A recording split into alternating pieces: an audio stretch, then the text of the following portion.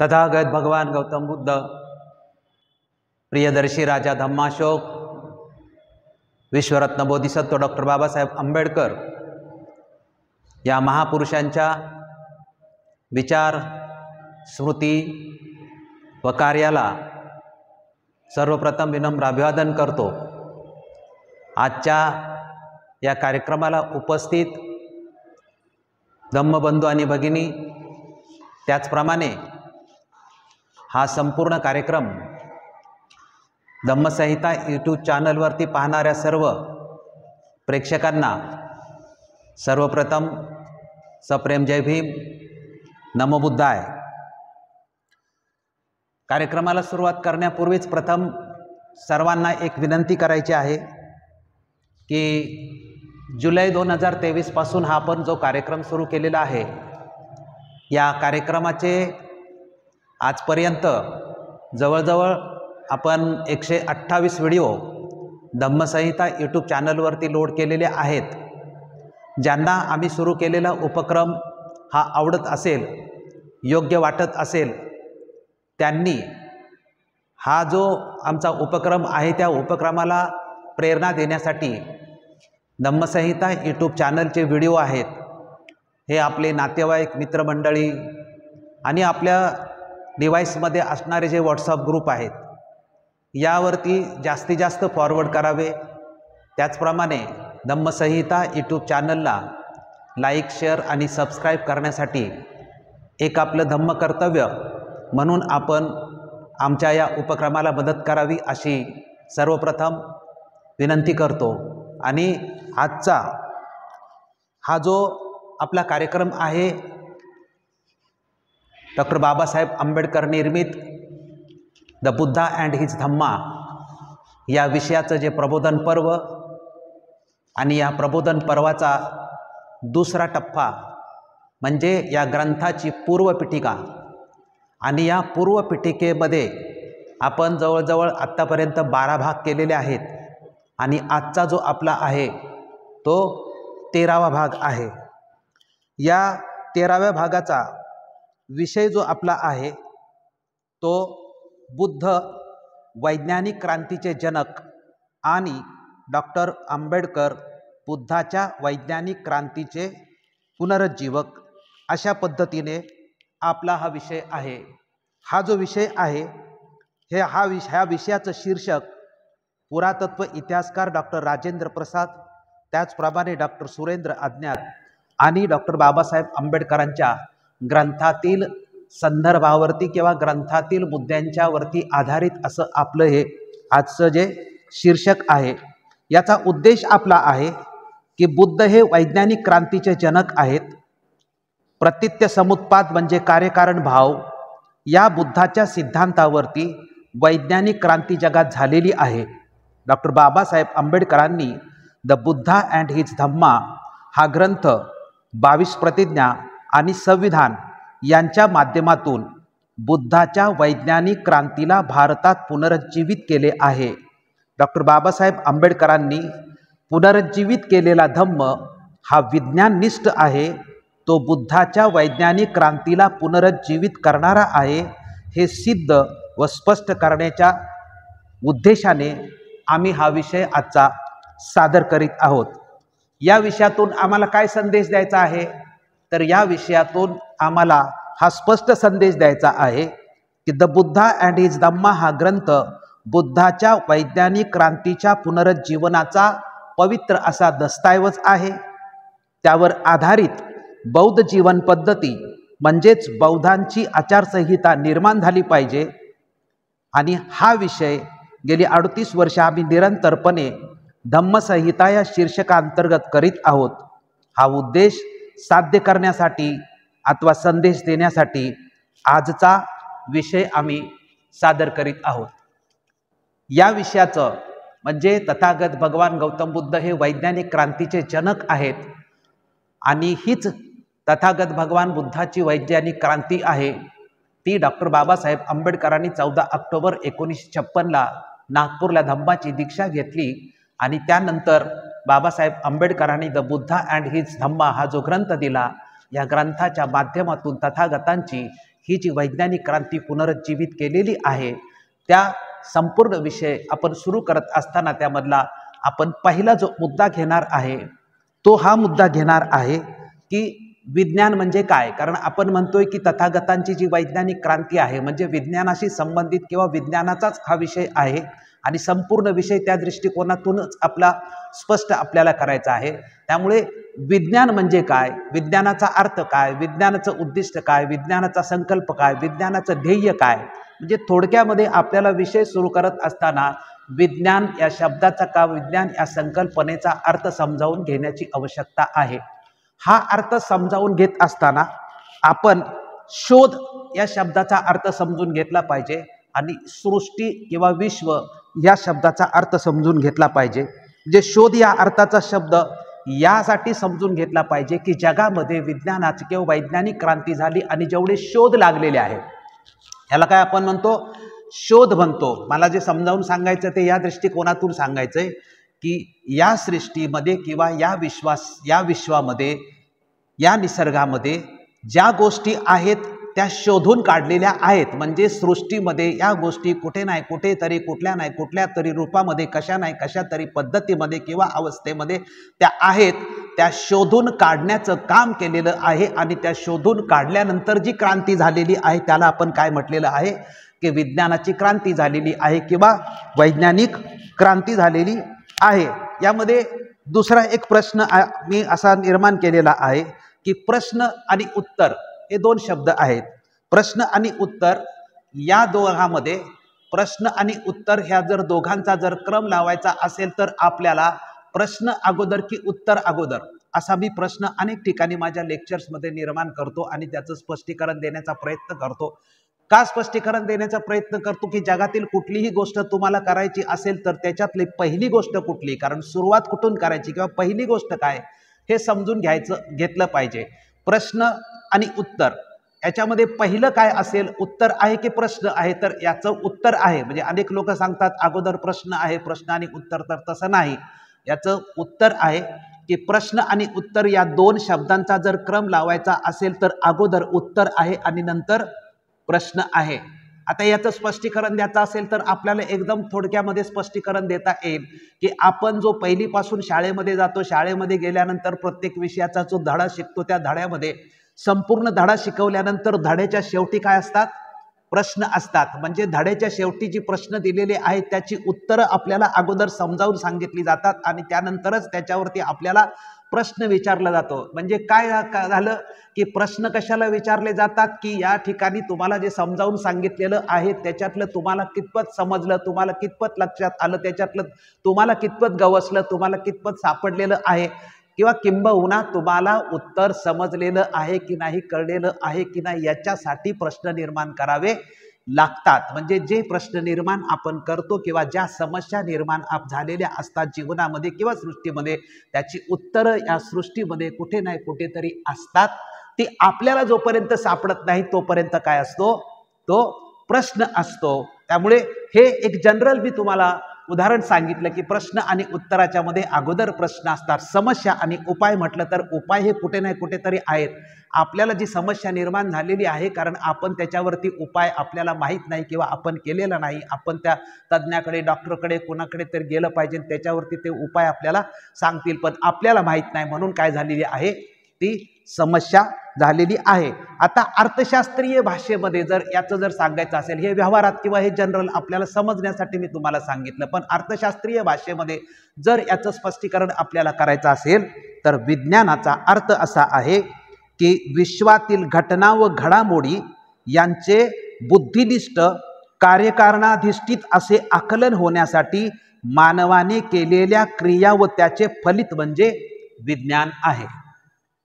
विज्ञानाचे वैशिष्ट्य काय आहे तर वस्तुनिष्ठ सत्याचा शोध घेणे, म्हणजे या सृष्टीमध्ये जे आहे त्याचा सातत्याने शोध घेणे.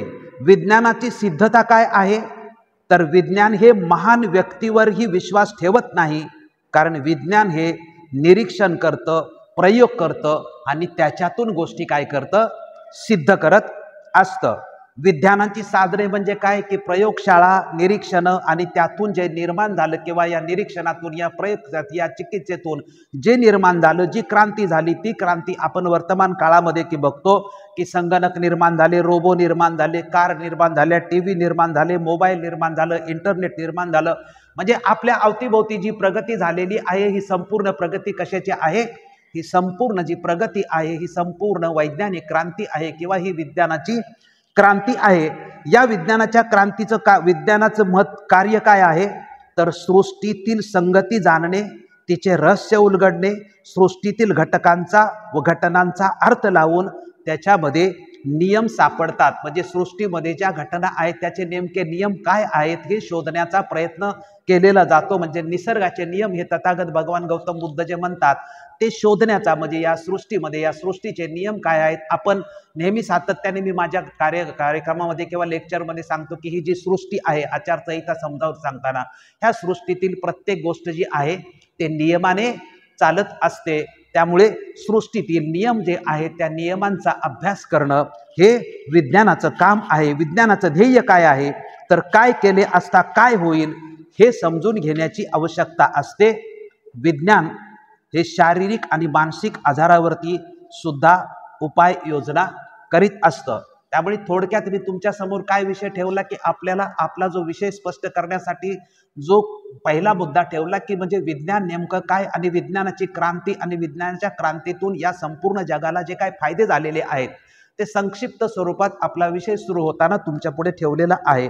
आता त्याच्यानंतरचा जो विषय आहे तो अतिशय महत्त्वाचा विषय ठेवलेला आहे की तथागत भगवान गौतम बुद्ध हे वैज्ञानिक क्रांतीचे जनक कशा पद्धतीने आहेत त्याचं स्पष्टीकरण देणारा हा पुढचा मुद्दा आहे. हा जो मुद्दा आहे हे पुरातत्व इतिहासकार डॉक्टर राजेंद्र प्रसाद सिंह यांनी हा मुद्दा स्पष्ट केलेला आहे. त्यांनी तो मुद्दा आपल्या पुस्तकामध्ये कशा पद्धतीने स्पष्ट केलेला आहे त्याचं मी स्पष्टीकरण तुमच्या समोर ठेवणार आहे. कारण हा विषय अतिशय तसा समजून घेण्यासाठी अवघड आहे, परंतु समजून घेतला तर तो किती सोपा वाटतोय हेही आपल्या लक्षात येईल आणि प्रत्येक शब्दाचं महत्त्व जे आहे तेही तुमच्या लक्षात येईल. विज्ञानाचं मूळ जे आहे, पुरातत्व इतिहासकार डॉक्टर राजेंद्र प्रसाद म्हणतात की विज्ञानाचं मूळ किंवा सर्वश्रेष्ठ पायाभूत विज्ञानाचा जो सिद्धांत आहे तो सिद्धांत म्हणजे तथागत भगवान गौतम बुद्धाच्या शब्दामध्ये प्रतित्य समुत्पाद किंवा जनरल आपण ज्याला म्हणतो तो कार्यकारण भाव, म्हणजे कुठलीही गोष्ट जगात कारणाशिवाय घडत नाही. हा मूळ पायाभूत विज्ञानाचा सिद्धांत आहे.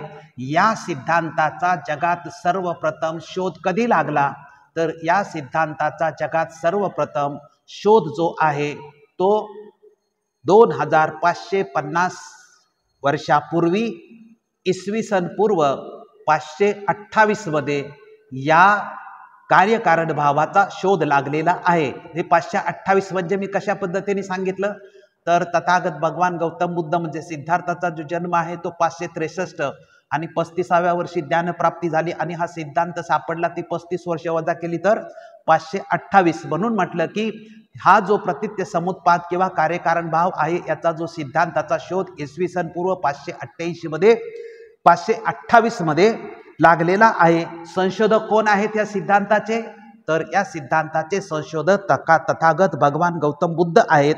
बुद्धांच्या याच सिद्धांतावर आधारित जगातील सर्व वैज्ञानिकांनी अथवा शास्त्रज्ञांनी शोध लावलेले आहेत.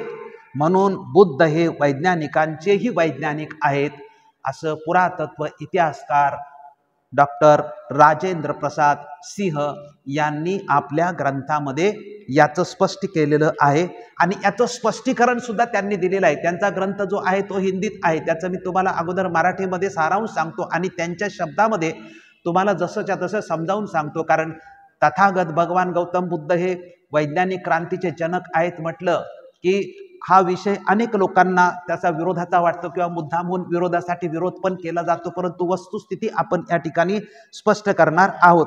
बुद्धांनी कार्यकारण भाव या सिद्धांताखेरीज दुसरे काहीही केले नसते तरी ज्या शास्त्रज्ञांच्या शोधाच्या आधारे कारखाने, कार, विमाने, रॉकेट हे सगळं निर्माण झालं त्या वैज्ञानिकामध्ये बुद्धांचं स्थान श्रेष्ठच असतं. म्हणजे लेखकाचं म्हणणं काय आहे की जरी बुद्धाने दुसरे कुठलेही सिद्धांत काढले नसते किंवा बुद्ध धम्माचा कुठलेही डेव्हलपमेंट केली नसती किंवा विकास केला नसता आणि फक्त हा कार्यकारण भाव हा जो सिद्धांतच बुद्धाचा जरी जिवंत राहिला असता, तरी वैज्ञानिकांच्या मध्ये सर्वश्रेष्ठ नाव असं तथागत भगवान गौतम बुद्धाचंच राहिलं असतं. तथागत बुद्धांचं एक सुद्धा वचन शिल्लक राहिलं नसतं तरी सर्व नष्ट झालं असतं आणि एवढा एकच शिल्लक राहिला असता तरी भगवान बुद्ध हे श्रेष्ठ वैज्ञानिक म्हणूनच राहिले असते. कारण कार्यकारण सिद्धांत विज्ञानाचा हा केंद्रबिंदू आहे, त्याभोवतीच विज्ञान आणि वैज्ञानिक फिरतं. म्हणजे संपूर्ण शोध काय की कारणाशिवाय कुठलीच गोष्ट घडत नाही.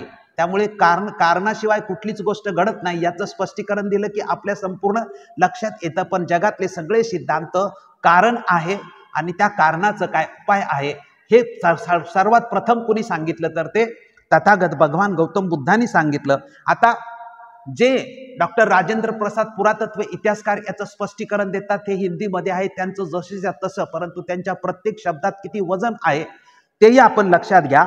पुरातत्व इतिहासकार डॉक्टर राजेंद्र प्रसाद सिंह यांनी घुमता हुआ धम्मचक्र या आपल्या ग्रंथामध्ये म्हटलेलं आहे आणि त्यांचे शब्द मी जशीच्या तसे सांगतो की तथागत बुद्ध यदि और कुछ भी न किए होते तब भी केवल कार्य कारण का सिद्धांत की खोजने के लिए उनका स्थान विश्व के उन चोटी के वैज्ञानिकों में है जिन्होंने कल कारखाने, कार और जहाज से रॉकेट तक खोज निकाला. दूसरा मुद्दा म्हणतात की तथागत बुद्ध यदि एक भी वचन नहीं तथागत बुद्ध का एक भी वचन नहीं बचता और सिर्फ कार्य कारण सिद्धांत भी बचता है तो भी वैज्ञानिकों का वैज्ञानिक कहने के लिए काफ़ी है. आणि म्हणतात कार्य कारण का वह सिद्धांत विज्ञान की वह दूरी है जिसके चारों ओर वैज्ञानिक चक्कर काटते आहे. म्हणजे पुरातत्व इतिहासकार यांनी तथागत भगवान गौतम बुद्धाचा म्हणजे कार्यकारण भाव किंवा प्रतिज्ञ समुत्पाद हा सिद्धांत किती श्रेष्ठ आहे याचा पहिला भाग सांगितलेला आहे. दुसऱ्या भागात ते म्हणतात की ही तथागत भगवान गौतम बुद्धाची सर्वश्रेष्ठ उपलब्धी आहे, तथागतांच्या जीवनातली ही सर्वश्रेष्ठ उपलब्धी आहे. जसं आपण म्हटलं की डॉक्टर बाबासाहेब आंबेडकरांच्या जीवनातली सर्वश्रेष्ठ उपलब्धी, बाबासाहेब आंबेडकर स्वतः म्हणतात की बुद्ध आणि त्यांचा धम्म ही माझ्या जीवनामधली सर्वश्रेष्ठ माझं जीवित कार्य आहे. तशाच पद्धतीने इतिहासकारांचं म्हणणं आहे की बुद्धाच्या जीवनातली ही कार्यकारण भाव ही सर्वश्रेष्ठ उपलब्धी आहे. आणि त्याचं उदाहरण समजावून सांगताना म्हटलं जातं की मार्क्सचं जे तत्वज्ञान आहे, मार्क्सचं तत्वज्ञान काय सांगतं तर मार्क्सचं तत्वज्ञान सांगतं की भांडवलदारांच्या माध्यमातून लोकांचं काय होतं, शोषण होतं आणि याच्यावरती उपाय काय आहे तर याच्यावरती सर्वहारा क्रांती हा उपाय आहे. म्हणजे मार्क्सचं विज्ञान आणि मार्क्सच्या विज्ञानामध्ये शोषण आहे आणि शोषणावरती उपाय सर्वहारा क्रांती असा उपाय सांगितलेला आहे. तर दुसरं उदाहरण सांगितलं जातं की चिकित्सा विज्ञान जे आहे या चिकित्सा विज्ञान काय सांगतं की माणसाच्या शरीरामध्ये रोग झालेला आहे आणि हा रोग झालेला आहे, पण त्या रोगाला कारण आहे. मग ते कुठल्या व्हायरसमुळे झालेला आहे की कशामुळे झालेला आहे, आणि मग रोग असेल तर कारण झालं मग त्याच्यावरती उपाय सुद्धा आहे. म्हणजे मार्क्सचं विज्ञान असेल किंवा चिकित्सा विज्ञान असेल तरी विज्ञानातील अनेक अथवा सर्वच क्षेत्र ही विज्ञानातील बुद्धाच्या 4 आर्य सत्यावरती उभी आहेत. दुःख आहे, दुःखाचं कारण आहे आणि कारणांचं निवारण आहे व निवारणांचे उपाय आहेत. तरीही बुद्धाला वैज्ञानिक आपण का म्हणत नाही किंवा हे जग बुद्धाला वैज्ञानिक का म्हणत नाही असा प्रश्न त्यांनी केलेला आहे. आणि त्याचे पुढे साधे उदाहरण देतात की आपल्याला लगेच पटेल. म्हणजे मासे पाण्यात पोहतात याला काहीतरी कारण आहे, ते शोधूनच त्याच्या आधारे शास्त्रज्ञांनी जहाजाचा शोध लावलेला आहे. पक्षी हवेत उडतात त्याला काहीतरी कारण आहे, ते कारण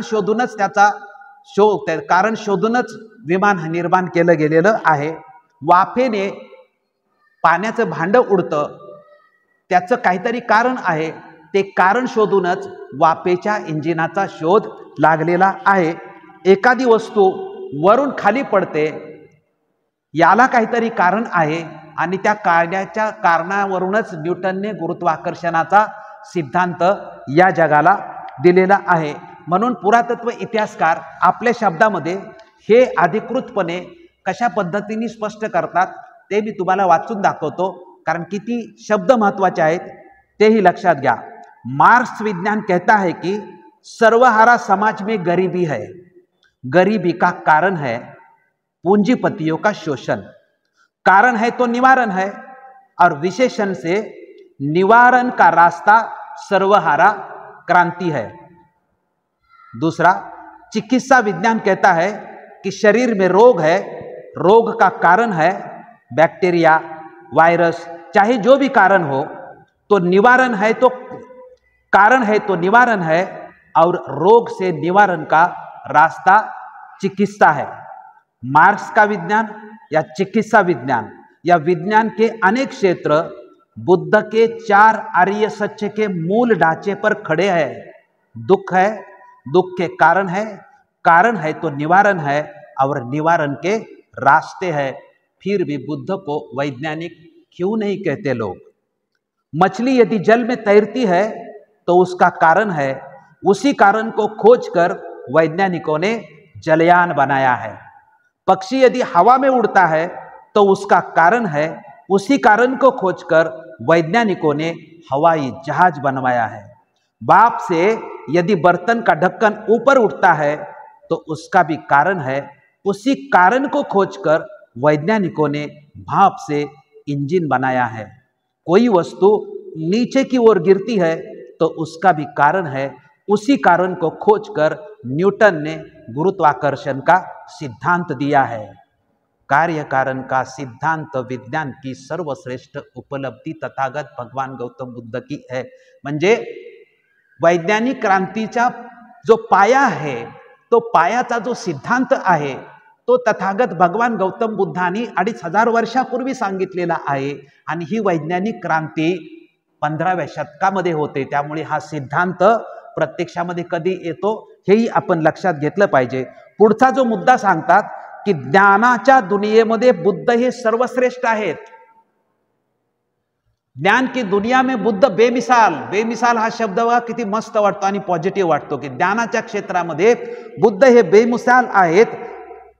तपासून घेतल्याशिवाय कोणतीही गोष्ट मानू नका असं जगात सर्वप्रथम कोणी सांगितलं तर तथागत भगवान गौतम बुद्धांनी 2500 वर्षापूर्वी सांगितलं। आता तपासून घेतल्याशिवाय कोणतीही गोष्ट ऐकू नका, मानू नका अशी गोष्ट धर्म करीत नाही। कुठलाच धर्म असे करत नाही की तपासून घ्या आणि मगच माना, असा धर्म करत नाही। तर हे कोण सांगतं? तर हे फक्त विज्ञान सांगतं। ही विज्ञानाची कसोटी आहे। बुद्धाने सुद्धा हेच म्हटले आहे। म्हणून धम्म हा धर्माच्या कॅटेगरीमध्ये मोडत नाही। धम्म आणि धर्म याच्यामधला फरक आहे, कारण धर्म हा सांगत नाही की तपासून घ्या म्हणून। राजकारण एक विज्ञान आहे। राजकीय विज्ञानामध्ये गांधींच्या रामराज्यांची संकल्पना शिकवली जाते। राजकारण एक विज्ञान म्हटलं जातं आणि त्या विज्ञानामध्ये गांधींच्या रामराज्यांची संकल्पना शिकवली जाते। परंतु जगात रामराज्य कोठेही स्थापन झालेलं नाही। बुद्धाच्या त्या वैज्ञानिक सिद्धांताला राजकीय विज्ञानाने मात्र सोडून दिलेलं आहे, ज्याच्या आधारावर जगात मोठमोठी साम्राज्य स्थापन झालेली आहेत। म्हणजे तथागत भगवान गौतम बुद्धाचा जो सिद्धांत राजकीय दृष्टिकोनातून जो आहे तो मात्र या जगामध्ये किंवा राजकीय विज्ञानामध्ये शिकवला जात नाही। महात्मा गांधींचा रामराज्याचा सिद्धांत शिकवला जातो, पण जगात कुठेही रामराज्य स्थापन झालेलं पाहिलंय का? परंतु तथागत भगवान गौतम बुद्धाच्या सिद्धांतावरती मात्र जगामध्ये तुम्ही श्रीलंकामध्ये जा, बौद्ध देशांच्या मध्ये जा, मोठमोठी साम्राज्य निर्माण झालेली आहेत आणि त्याचं भारतातलं सम्राट अशोकाचं आदर्श राज्य किंवा उत्कृष्ट त्याचा नमुना आहे की जो तथागत भगवान गौतम बुद्धाच्या सिद्धांतावरती साम्राज्य या देशामध्ये निर्माण झालेलं आहे। बुद्ध किती हुशार व विद्वान होते की ज्यांच्या ज्ञानाची व्याख्या, भाष्य व अनुवाद करण्यासाठी अनेक विद्यापीठे स्थापन केली गेली। आणि एवढं असताना सुद्धा बुद्धांनी काय सांगितलेलं आहे की मी सांगतोय म्हणून तुम्ही मानू नका, तर बुद्धीच्या कसोटीवरती तुम्ही तपासून घ्या. हा मराठीमध्ये मला जसा शक्य वाटला तसा मी अर्थ तुम्हाला समजावून सांगण्याचा प्रयत्न केला, पण पुरातत्व इतिहासकार जो डॉक्टर राजेंद्र प्रसाद सिंह यांनी त्यांच्या शब्दात सांगितलाय तो किती पॉवरफुल समजावून सांगितलेला आहे तो आपण लक्षात घ्या. पुरातत्व इतिहासकार डॉक्टर राजेंद्र प्रसाद इतिहास में घूमता हुआ धम्मचक्र या ग्रंथामध्ये लिहितात कि बगर जाचे परखे मेरी बात मत मानो, ऐसी बात धर्म नहीं बल्कि विज्ञान कहता है. बुद्ध ने भी यही कहा, इसलिए धम्म जो है वह धर्म की कैटेगरी में नहीं आता है. राजनीति विज्ञान है. राजनीति विज्ञान में गांधी जी की रामराज्य को तो पढ़ाया जाता है जो दुनिया में कहीं स्थापित नहीं हुआ, मगर बुद्ध के उस वैज्ञानिक सिद्धांत को राजनीति विज्ञान छोड़ देता है जिसके आधार पर दुनिया भर में बड़े बड़े साम्राज्य स्थापित हुए. भारत में अशोक राज इसका उत्कृष्ट उदाहरण है. बुद्ध कितने ज्ञानी थे, उनके ज्ञान की व्याख्या, भाष्य और अनुवाद के लिए दुनिया में अनेक विश्वविद्यालय स्थापित किए गए. फिर भी बुद्ध ने कहा कि मैं कहता हूं इसलिए मत मानो, बल्कि बुद्धि की कसौटी पर कसो तब मानो. ज्ञान की दुनिया में बुद्ध बेमिसाल है. म्हणजे बुद्ध आपण पाहिलं, याचं जास्त स्पष्टीकरण देण्याची गरजच नाही, कारण हा प्रत्येक शब्दच एवढा पॉवरफुल आहे. पुढे म्हटलेलं आहे की जगामध्ये जे इतिहासाचं लेखन झालेलं आहे, हे इतिहासाचं सुरुवातीला झालेलं लेखन आणि नंतर झालेलं लेखन हे बुद्ध प्रेरित कशा पद्धतीने आहे त्याचंही स्पष्टीकरण डॉक्टर राजेंद्र प्रसाद सिंह हे पुरातत्व इतिहासकार आहेत त्यांनी दिलेलं आहे. ते म्हणतात की इतिहासात कोणतीच घटना अकारण होत नाही, परंतु सुरुवातीच्या इतिहासकारांनी कारणावर जोरच दिलेला नाही. त्यांनी फक्त एवढेच सांगितले की युद्ध केव्हा कुठे झाले व किती लोक मारले गेले. पण 18व्या शतकामध्ये इतिहास लेखनामध्ये बुद्धाच्या कार्यकारण भावाला स्वीकारलं गेलं आणि ऐतिहासिक घटनेच्या कारणावर जोर दिला गेला व इतिहास लेखनाची ही पद्धत आहे ती बुद्धाच्या प्रेरणेने सुरू झालेली आहे. पुरातत्वकार इतिहासकार डॉक्टर राजेंद्र प्रसाद यांनी आपल्या ग्रंथात म्हटलेलं आहे कि इतिहास में कोई भी घटना अकारण नहीं होती है, लेकिन प्रारंभिक इतिहासकारों ने कारण पर बल दिया है. वे सिर्फ ये बता दिए कि युद्ध कब और कहाँ हुआ था, कितने लोग मारे गए थे इत्यादि. लेकिन 18वीं सदी में इतिहास लेखन में बुद्ध के कार्य कारण सिद्धांत को अपनाया गया और ऐतिहासिक घटना के कारण पर बल दिया गया. इतिहास में लेखन की ये जो बुद्धिवादी पद्धति है वो तथागत भगवान गौतम बुद्ध से प्रेरित है. त्यामुळे हे जे आपण सांगितलं 4 ते 5 मुद्दे सांगितलं की वैज्ञानिक क्रांतीचे जनक तथागत भगवान गौतम बुद्ध कसे आहेत हे डॉक्टर राजेंद्र प्रसाद सिंह स्पष्ट करतात. दुसरा मुद्दा कार्यकारण भाव हा विज्ञानाचा केंद्रबिंदू कसा आहे आणि त्याभोवती विज्ञान आणि वैज्ञानिक कसे फेरे मारतात.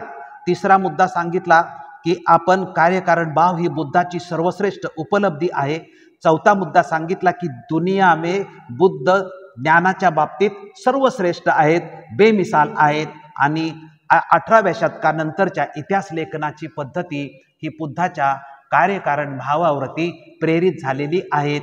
हे जे मुद्दे आहेत किंवा हे जे सगळे शब्द आहेत हे पुरातत्वकार डॉक्टर राजेंद्र प्रसाद सिंह यांनी समजावून सांगितलेलं आहे की बुद्ध हे वैज्ञानिक क्रांतीचे जनक कशा पद्धतीने आहेत त्या. आता आपण काय म्हटलं की विज्ञानाची कसोटी काय आहे की विज्ञानाची कसोटी की प्रत्येक गोष्ट तपासून घेतली पाहिजे, त्याचं निरीक्षण केलं पाहिजे. आपण प्रयोगशाळेमध्ये प्रत्येक गोष्ट तपासतो, त्याच्यावर प्रयोग करतो, निरीक्षण करतो, चिकित्सा करतो.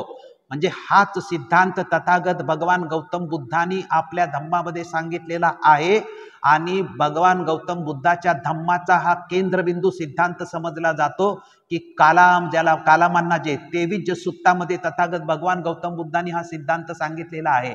आणि मी अनेक वेळा माझ्या प्रत्येक व्याख्यानामध्ये कुठे नाही कुठेतरी हे सातत्याने याचा संदर्भ देत जातो की 2500 वर्षापूर्वीचा तथागत भगवान गौतम बुद्धाचा जो धम्म आहे या धम्मामध्ये 2500 वर्षानंतर काय खरं काय खोटं हे जर आपल्याला सिद्ध करून घ्यायचं असेल तर भगवान गौतम बुद्धांनी 23 सुत्तामध्ये जे सांगितलेलं आहे ते सर्वांनी, सगळ्या प्रत्येक बौद्धांनी आणि जगातल्या प्रत्येक माणसांनी लक्षात ठेवायचं की बुद्धाने सांगितलं की तुम्ही काय मानायचं आणि काय मानायचं नाही, आणि तुम्ही तपासूनच घेतलं पाहिजे. या तपासून घेण्याच्या सर्व कसोट्या तथागत भगवान गौतम बुद्धांनी 2500 वर्षापूर्वी सांगितलेल्या आहेत. बाबासाहेबांनी सुद्धा हे भगवान बुद्धांनी त्यांचा धम्म या ग्रंथामध्ये उल्लेख केलेला आहे. जे कालामांना जो तथागत भगवान गौतम बुद्धांनी संदेश दिला, तो संदेश अशा पद्धतीने होते की 23 सूत्तामध्ये तथागत बुद्ध म्हणतात की प्रत्येक गोष्टीची पुन्हा पुन्हा परीक्षा करून घेतली पाहिजे. तथागत भगवान गौतम बुद्ध आपल्या संघाच्या समूहात एकदा केसपुत्त नगरामध्ये तथागत भगवान गौतम बुद्ध गेले होते. तथागतांचं आगमन झाल्यानंतर केसपुत्त नगरामधील सर्व जे लोक आहेत हे तथागतांना भेटायला आले होते, आणि तथागतांना भेटायला आल्यानंतर त्या लोकांनी तथागतांच्या समोर आपली व्यथा मांडली होती. आणि व्यथा मांडताना म्हटलेलं होतं की हे तथागता, की आमच्या या नगरामध्ये सातत्याने श्रमण आणि ब्राह्मण येत राहतात, विविध संप्रदायाचे लोक येत राहतात. ते इथे येऊन आम्हाला प्रवचन करत असतात, पण त्यांच्या प्रवचनामध्ये ते सातत्याने हेच म्हणत असतात की त्यांनी जो सांगितलेला सिद्धांत बरोबर आहे आणि बाकीच्यांनी जो सांगितलेलं ते हीन आहे. त्यामुळे प्रत्येक जण येतो आणि आम्हाला म्हणतो की आम्ही सांगतोय तेच बरोबर आहे आणि इतर सांगतायत ते सगळं चुकीचं आहे. मग प्रत्येक जण जर इथं येऊन असा आम्हाला जर प्रवचन देत असेल किंवा असं जर आम्हाला सांगत असेल तर आम्ही नेमकं काय करायचं? आमच्या मनामध्ये संभ्रम आहे की प्रत्येक जण येतोय आणि तो सांगतोय की श्रमण असतील, ब्राह्मण असतील, जे पण येतात आणि ते सांगतात की आम्ही सांगतोय तेच माना, बाकीचं हीन आहे. त्यामुळे आमच्या मनामध्ये संभ्रम निर्माण झालेला आहे की आम्ही नेमकं काय केलं पाहिजे, आम्हाला तुम्ही मार्गदर्शन करा. त्यावेळेस तथागत म्हणतात की अतिशय तुमच्या मनामध्ये योग्य वेळी संभ्रम निर्माण झालेला आहे, आणि हा संभ्रम निर्माण होणं हे नैसर्गिक आहे. हा संभ्रम निर्माण होणं हे योग्यच आहे. हा संभ्रम निर्माण तुमच्यावरती झाला, याच्यावरती मी तुम्हाला समजावून सांगण्याचा प्रयत्न करतो की तुम्ही काय केलं पाहिजे. आणि पहिलं तथागत भगवान गौतम बुद्ध जे ओळीनं कारण सांगतात की तुम्ही काय करायला पाहिजे, त्यावेळेचं तथागत काय म्हणतात की तुम्ही कोणाचंही ऐकण्यावरती विश्वास ठेवू नका, कोणच्या सांगण्यावरती विश्वास ठेवू नका. कुठल्याही धर्मपुस्तकामध्ये सांगितलेलं आहे म्हणून त्याच्यावर विश्वास ठेवू नका. आणि सांगताना तथागतांनी एक शब्द दिलेला आहे, तो बाबासाहेबांनी तसाच घेतलेला आहे की केवळ ऐकण्यावर विश्वास ठेवू नका, केवळ कोणीतरी सांगताय म्हणून त्याच्यावर विश्वास ठेवू नका, केवळ ते धर्मपुस्तकामध्ये लिहिलेलं आहे म्हणून त्याच्यावर विश्वास ठेवू नका, केवळ ते तर्कशास्त्रावरती आधारित आहे म्हणून त्याच्यावर विश्वास ठेवू नका, केवळ ते न्यायशास्त्रावरती आधारित आहे म्हणून त्याच्यावर विश्वास ठेवू नका, केवळ ते सकृत दर्शनी तुम्हाला पटतंय म्हणून त्याच्यावरती विश्वास ठेवू नका. तुमच्या समजुतीसाठी अनुकूल आहे म्हणूनही त्याच्यावर विश्वास ठेवू नका. बाह्यातकारी तुम्हाला ते सत्य वाटतंय म्हणून तुम्ही त्याच्यावरती विश्वास ठेवू नका. मोठमोठ्या आचार्यांच्या सांगण्यावरती तुम्ही सुद्धा विश्वास ठेवू नका. तथागतांनी काय सांगितलं त्यांना की कोणाच्या ऐकण्यावर, सांगण्यावर, धर्मपुस्तकावर, तर्कशास्त्रावर, न्यायशास्त्रावरती, सकृत दर्शनी पटण्यावरती, अनुकूल समजुतीवरती आणि बाह्यातकारी सत्य दिसणाऱ्यावरती, कुठल्याही आचार्याच्या सांगण्यावरती, याच्यावरती केवळ ते सांगतायत म्हणून तुम्ही विश्वास ठेवू नका. आम्ही कोणती कसोटी लावायची? त्यामुळे मग पुन्हा संभ्रमात जातात की तथागत म्हणतात की सांगण्यावर विश्वास ठेवू नका, ऐकण्यावर विश्वास ठेवू नका, धर्मशास्त्राच्या पुस्तकावर विश्वास ठेवू नका, न्यायशास्त्रावर विश्वास ठेवू नका, तर्कशास्त्रावरती आहे विश्वास ठेवू नका. मग ते सगळे संभ्रमित झाले. पुन्हा तथागत तुम्ही म्हणताय की याच्यावरती करू नका, मग आम्ही नेमकं काय करायचं? आम्ही नेमकी कुठली कसोटी लावायची? आणि मग तथागत भगवान गौतम बुद्धांनी कालामांनी विचारलेल्या प्रश्नाला उत्तर देताना की कुठल्या कसोटी लावल्या पाहिजेत ते समजावून सांगताना मग तथागत म्हणतात की पहिली कसोटी की ते तुमच्या हिताचं आहे का. दुसरी कसोटी की शहाण्याने ती गोष्ट स्वीकारलेली आहे की नाकारलेली आहे, ती गोष्ट कष्टदायक आहे की दुःखदायक आहे, तृष्णा, द्वेष, मूढता आणि हिंसात्मक आहे का, इंद्रियाधनिक आहे का, चोरीला प्रेरणा देणारी तर नाही ना, मिथ्याचार किंवा बोलघेवडी तर नाही ना, दुःखदायी परिणाम देणारी तर नाही ना. या कसोट्या तथागत भगवान गौतम बुद्ध सांगतात. आता या कसोट्या जरी सांगितल्या तरी सुद्धा अजून त्यांना त्याचं स्पष्टीकरण कळत नाही. मग तथागत त्यांच्याबरोबर या प्रत्येक कसोटीचे प्रश्नोत्तर करतात आणि प्रश्नोत्तरांना ते समजावून सांगतात. ते कशा पद्धतीने सांगतात ते बघा, की तथागत म्हणतात की तुम्ही जी गोष्ट तुम्हाला मानायची किंवा विश्वास ठेवायचा आहे ती गोष्ट हिताची आहे का अहिताची आहे. मग ते कालामक उत्तर देतात की आम्ही जे ऐकलं ते आम्हाला अहिताचं वाटलं, ते लाभदायक आहे की हानिकारक आहे. कालामांनी उत्तर दिलं की ते हानिकारक आहे. ते निंदजनक आहे की स्तुतिजन्य आहे. कालामांनी उत्तर दिलं की ते निंदजनक आहे. ते शहाण्या माणसांनी मान्य केलेलं आहे की अमान्य केलेलं आहे. तर शहाण्या माणसांनी ती गोष्ट अमान्य केलेली आहे. आचरणाचे परिणाम कष्टदायक आहे की दुःखदायक आहे. कालामांनी उत्तर दिलं की ते आम्हाला सगळं दुःखदायक वाटलं. धर्मग्रंथातील असले सिद्धांत प्रामाणिक आहेत की नाही, तर हो म्हणून सांगतात. आणि मग ते सगळे नकारात्मक सिद्धांत आहेत असंही कालाम सांगतात. आणि मग कालामांच्या डोक्यात प्रकाश पडतो. आणि कालामांच्या डोक्यात प्रकाश पडल्यानंतर ऐकीव, परंपरागत, विवादात्मक, बाह्यात्कारी, विश्वसनीय, अनुकूल समजुती, दृष्टिकोन, श्रमण ब्राह्मणाचे शब्द, अहितकार, दोषार्ह, सुज्ञांनी निषिद्ध ठरवलेल्या किंवा परिणामांच्या कष्टात आणि दुःखात नेणाऱ्या मानू नये. या सगळ्या गोष्टी तथागत भगवान गौतम बुद्धांनी समजावून सांगितल्यानंतर कालाम शरण येतात. आणि शरण आल्यानंतर ते कायम स्वरूपी तथागत भगवान गौतम बुद्धाचे काय बनतात, शिष्य बनतात.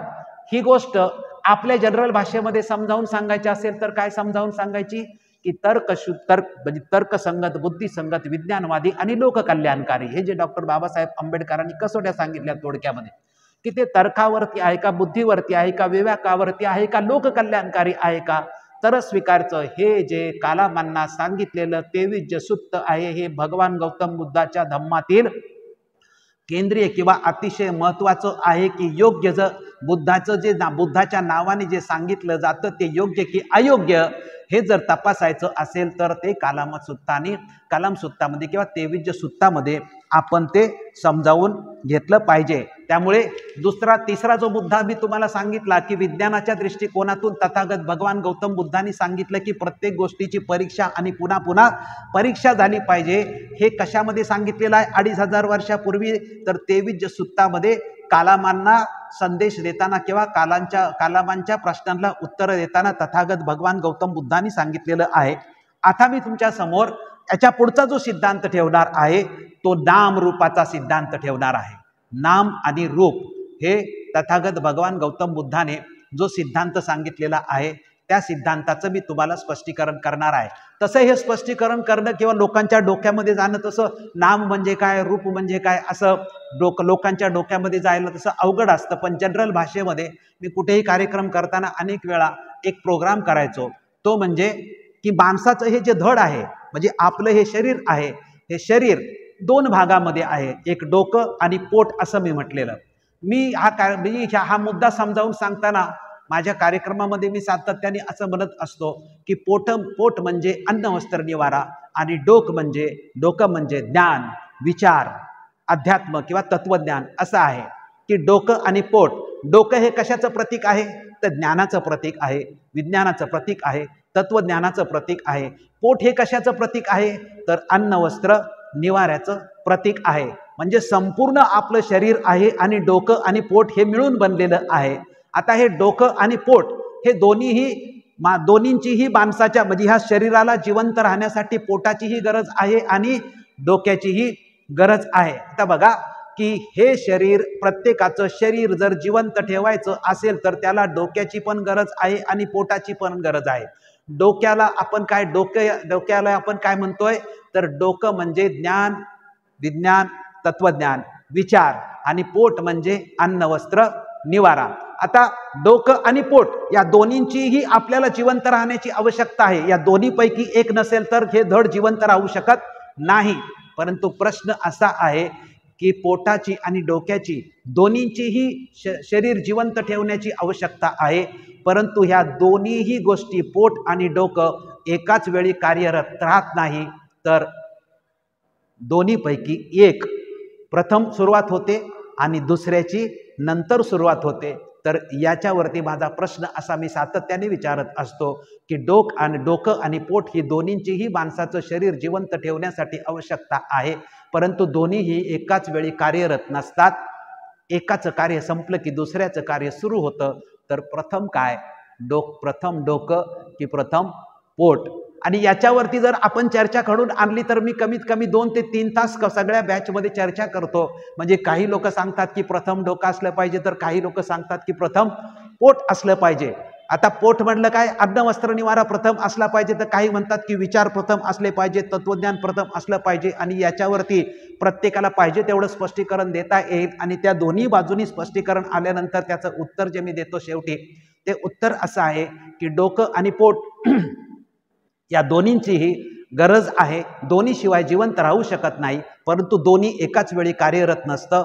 एकाचं कार्य संपल्यानंतर दुसऱ्याचं कार्य संपतं। या दोघांचा जर क्रम लावायचा असेल तर सर्वात प्रथम काय आहे, पोट आहे आणि पोटाच्या नंतर काय आहे, डोकं आहे। म्हणजे अन्न वस्त्र निवारा। आपल्याला जर पोटामध्ये जर आपण अन्न टाकलं तर त्या अन्नाचं रक्त बनतं आणि रक्त मेंदूपर्यंत पोचतं।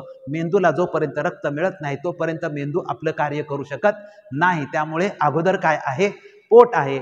अगोदर काय आहे, अन्न वस्त्र निवारा आहे। त्यामुळे पोट आणि डोकं हा जो सिद्धांत आहे आपल्याला ताबडतोब पटण्यासारखा आहे किंवा हे जनरल भाषेमधलं आहे। हाच सिद्धांत तथागत भगवान गौतम बुद्धाच्या मध्ये जर आपण टाकला किंवा भगवान गौतम बुद्धाचा जो नाम रूपाचा सिद्धांत आहे तो जर आपल्याला समजावून घ्यायचा असेल तर आपण कशा पद्धतीने समजावून घेतलं पाहिजे? तथागत भगवान गौतम बुद्धांनी नाम याला काय म्हटलंय, मन म्हटलेलं आहे आणि रूप याला काय म्हटलेलं आहे, शरीर म्हटलेलं आहे। म्हणजे आम्ही जे सांगितलं, नाम म्हणजे डोकं आहे आणि रूप म्हणजे काय आहे, रूप म्हणजे शरीर आहे। त्यामुळे भगवान गौतम बुद्धाचा नाम रूपाचा सिद्धांत आता समजायला काय अवघड झालं का तुम्हाला? लक्षात राहायला काय अवघड राहिलं का? डोकं आणि पोट हे जर उदाहरण आपण घेतलं तर डोकं म्हणजे नाम आहे आणि रूप म्हणजे पोट आहे, रूप म्हणजे शरीर आहे, तथागत भगवान गौतम बुद्ध म्हणतात। आता याच्यामध्ये अजून तुम्ही 2 मुद्दे लक्षात घेतले पाहिजे। सातत्याने आपल्याला सांगितले जातं की पंचमहाभूत म्हणजे काय आणि पंचेंद्रिय काय आणि पंचस्कंद काय। ह्या जर 3 गोष्टी आपल्या लक्षात राहिल्या तर आपल्याला तथागत भगवान गौतम बुद्धाचा नामरूपाचा सिद्धांत आणि भगवान गौतम बुद्धाचा प्रतिसमुद्यपाद हा सहज समजेल। आणि हे तिन्ही गोष्टी समजावून सांगण्यासाठी किंवा तिन्ही गोष्टी लक्षात ठेवण्यासाठी अजिबात अवघड नाही। ह्या तिन्ही गोष्टी आपण लक्षात घ्यायच्यात। पहिला काय आहे, तर पहिला सिद्धांत पंचमहाभूत। पंचमहाभूत कुठले आहेत, तर पृथ्वी, आप, तेज आणि वायू आणि आकाश अशी पंचमहाभूत आहेत। पंचेंद्रिय कुठले आहेत, तर पंचेंद्रिय म्हणजे डोळे, नाक, कान, जीभ आणि त्वचा ही पंचेंद्रिय आहेत। तर पंचस्कंद कुठले आहेत, तर पंचस्कंद रूप आहे म्हणजे शरीर आहे। या शरीराचा इतराशी संपर्क आला की त्याच्यातून काय निर्माण होतं, वेदना निर्माण होतात। वेदना निर्माण झाली की ती कसली वेदना, त्याला आपण नाव ठेवतो, त्याला संज्ञा असं म्हणतात। त्या संज्ञेतून संस्कार निर्माण होतात आणि संस्कारातून विज्ञान निर्माण होतं। विज्ञान म्हणजे काय आहे, तर विज्ञान म्हणजे रूप, रूपातून निर्माण झालेली वेदना, वेदनेतून निर्माण झालेली संज्ञा आणि संज्ञेतून निर्माण झालेली संस्कार आहे। या चारींच्या माध्यमातून विज्ञान निर्माण होतं। विज्ञान म्हणजे उष्णता, विज्ञान म्हणजे शक्ती, अशा पद्धतीने आहे। म्हणजे बघा, पंचमहाभूत आणि पंचेंद्रिय आणि पंचस्कंद हे जर 3 जर आपण लक्षात ठेवलं तर आपल्याला बुद्धाचा नामरूपाचा सिद्धांत जो आहे, नंतर प्रतिसमुत्पादाचा सिद्धांत आहे, तो समजण्यास अवघड वाटणार नाही। आणि हा समजला की बुद्ध समजला, हा समजला की धम्म समजला। कारण तथागत भगवान गौतम बुद्धांनीच स्वतः स्पष्ट केलेलं आहे की ज्याला प्रतिसमुत्पाद समजला त्याला बुद्ध दर्शन झाले आणि त्याला बुद्ध कळाला किंवा त्याला बुद्ध भेटला, असं तथागत भगवान गौतम बुद्धांनी अधिकृतपणे म्हटलेलं आहे। मग आता आपण नाम आणि रूप हे भगवान गौतम बुद्धांनी कसं समजावून सांगितलेलं आहे ते आपण पाहूया। आता प्रत्येक गोष्ट मनामधून घडलेली असं म्हटलेली आहे. मानवाचं अस्तित्व शरीर व मन या दोन भागात विभागलेलं आहे. जसं मी म्हणलं पोट आणि डोक, तसं तथागत भगवान गौतम बुद्ध काय म्हणतात की मानवाचं अस्तित्व शरीर आणि मन या दोन भागामध्ये विभागलेलं आहे. मनाला नाम म्हटलेलं आहे आणि शरीराला रूप म्हटलेलं आहे. आता रूप हा शब्द प्रत्येक माणसाला माहिती आहे.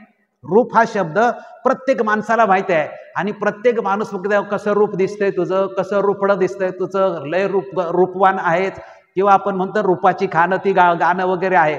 रूप म्हणजे तथागत भगवान गौतम बुद्धांनी नाम रूपामध्ये सांगितले. त्या रूप म्हणजे शरीर आणि नाम म्हणजे मन, हे तथागत भगवान गौतम बुद्धांनी सांगितलेलं आहे. आता याच्यामध्ये रूप समजून घ्यायचं आणि नाम समजून घ्यायचं, ह्या दोन गोष्टी आहेत. आपण प्रथम रूप समजून घ्यायचं. रूप म्हणजे शरीर समजून घ्यायचं, म्हणजे हे शरीर कसं निर्माण झालेलं आहे याचा सिद्धांत तथागतांनी समजावून सांगितलेला आहे. तो नाम रूपाच्या सिद्धांतामधला रूपाचा सिद्धांत तथागत भगवान गौतम बुद्धांनी सांगितलेला आहे. आणि तथागत भगवान गौतम बुद्धांनी सांगितलं की हा सिद्धांत म्हणजे हे शरीर कसं निर्माण झालं, तर पंचमहाभूतांनी हे शरीर निर्माण झालेलं आहे. आता पंचमहाभूत म्हणजे काय आहेत की पृथ्वी, आप, तेज आणि वायू आणि आकाश ही पंचमहाभूत आहेत. या पंचमहाभूतामधली 4च महाभूत फक्त बुद्ध धर्मात मानलेले जातं, 5वं महाभूत मानत नाही. त्यामुळे हिंदू धर्मात 5च्या 5 मानतात. पण ही पंचमहाभूत आहेत. आपल्या अनेक ग्रंथामध्ये सुद्धा, प्रत्येक ग्रंथामध्ये सुद्धा याचा उल्लेख आहे. पहिली गोष्ट याच्यातले शब्द समजून घेतले पाहिजेत की महाभूत म्हणजे काय. महाभूत म्हणजे काय. ही पंचमहाभूत आहेत म्हणजे महाभूत म्हणजे पंचमहाभूताचा अर्थ निसर्ग. पंचमहाभूताचा अर्थ निसर्ग आहे. या पंचमहाभूतातला निसर्गातला पहिली जी गोष्ट आहे ती पृथ्वी आहे. दुसरी गोष्ट आहे ते आप आहे. तिसरी गोष्ट आहे ते तेज आहे. चौथी गोष्ट आहे ते वायू आहे. आणि 5वी गोष्ट आहे ते अवकाश आहे. म्हणजे पंचमहाभूत म्हणजे निसर्ग आहे.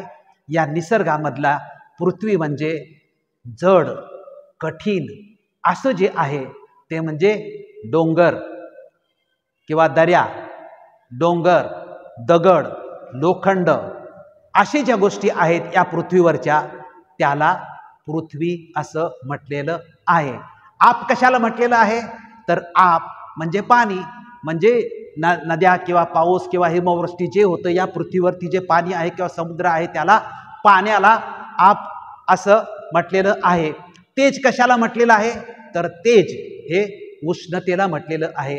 ही उष्णता कुठून मिळते, तर सूर्यापासून मिळणाऱ्या उष्णतेला आणि ज्वालामुखीपासून मिळणाऱ्या उष्णतेला काय म्हटलेलं आहे, तेज असं म्हटलेलं आहे. वायू कशाला म्हटलेलं आहे, तर वायू म्हणजे प्राणवायू.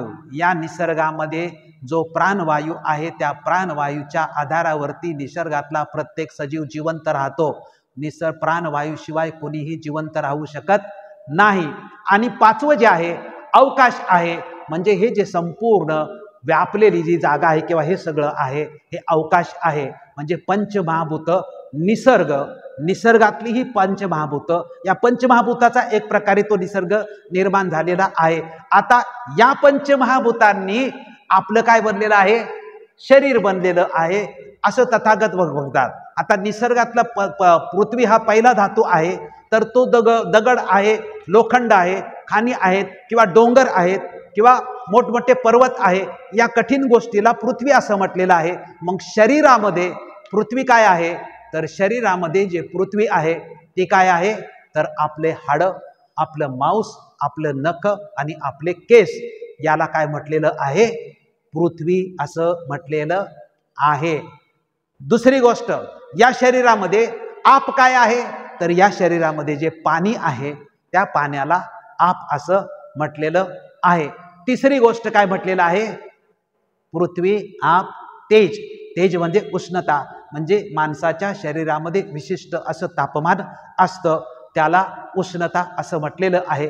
चौथी गोष्ट आहे ते काय आहे, वायू आहे. म्हणजे आपण हवेशिवाय जगू शकत नाही.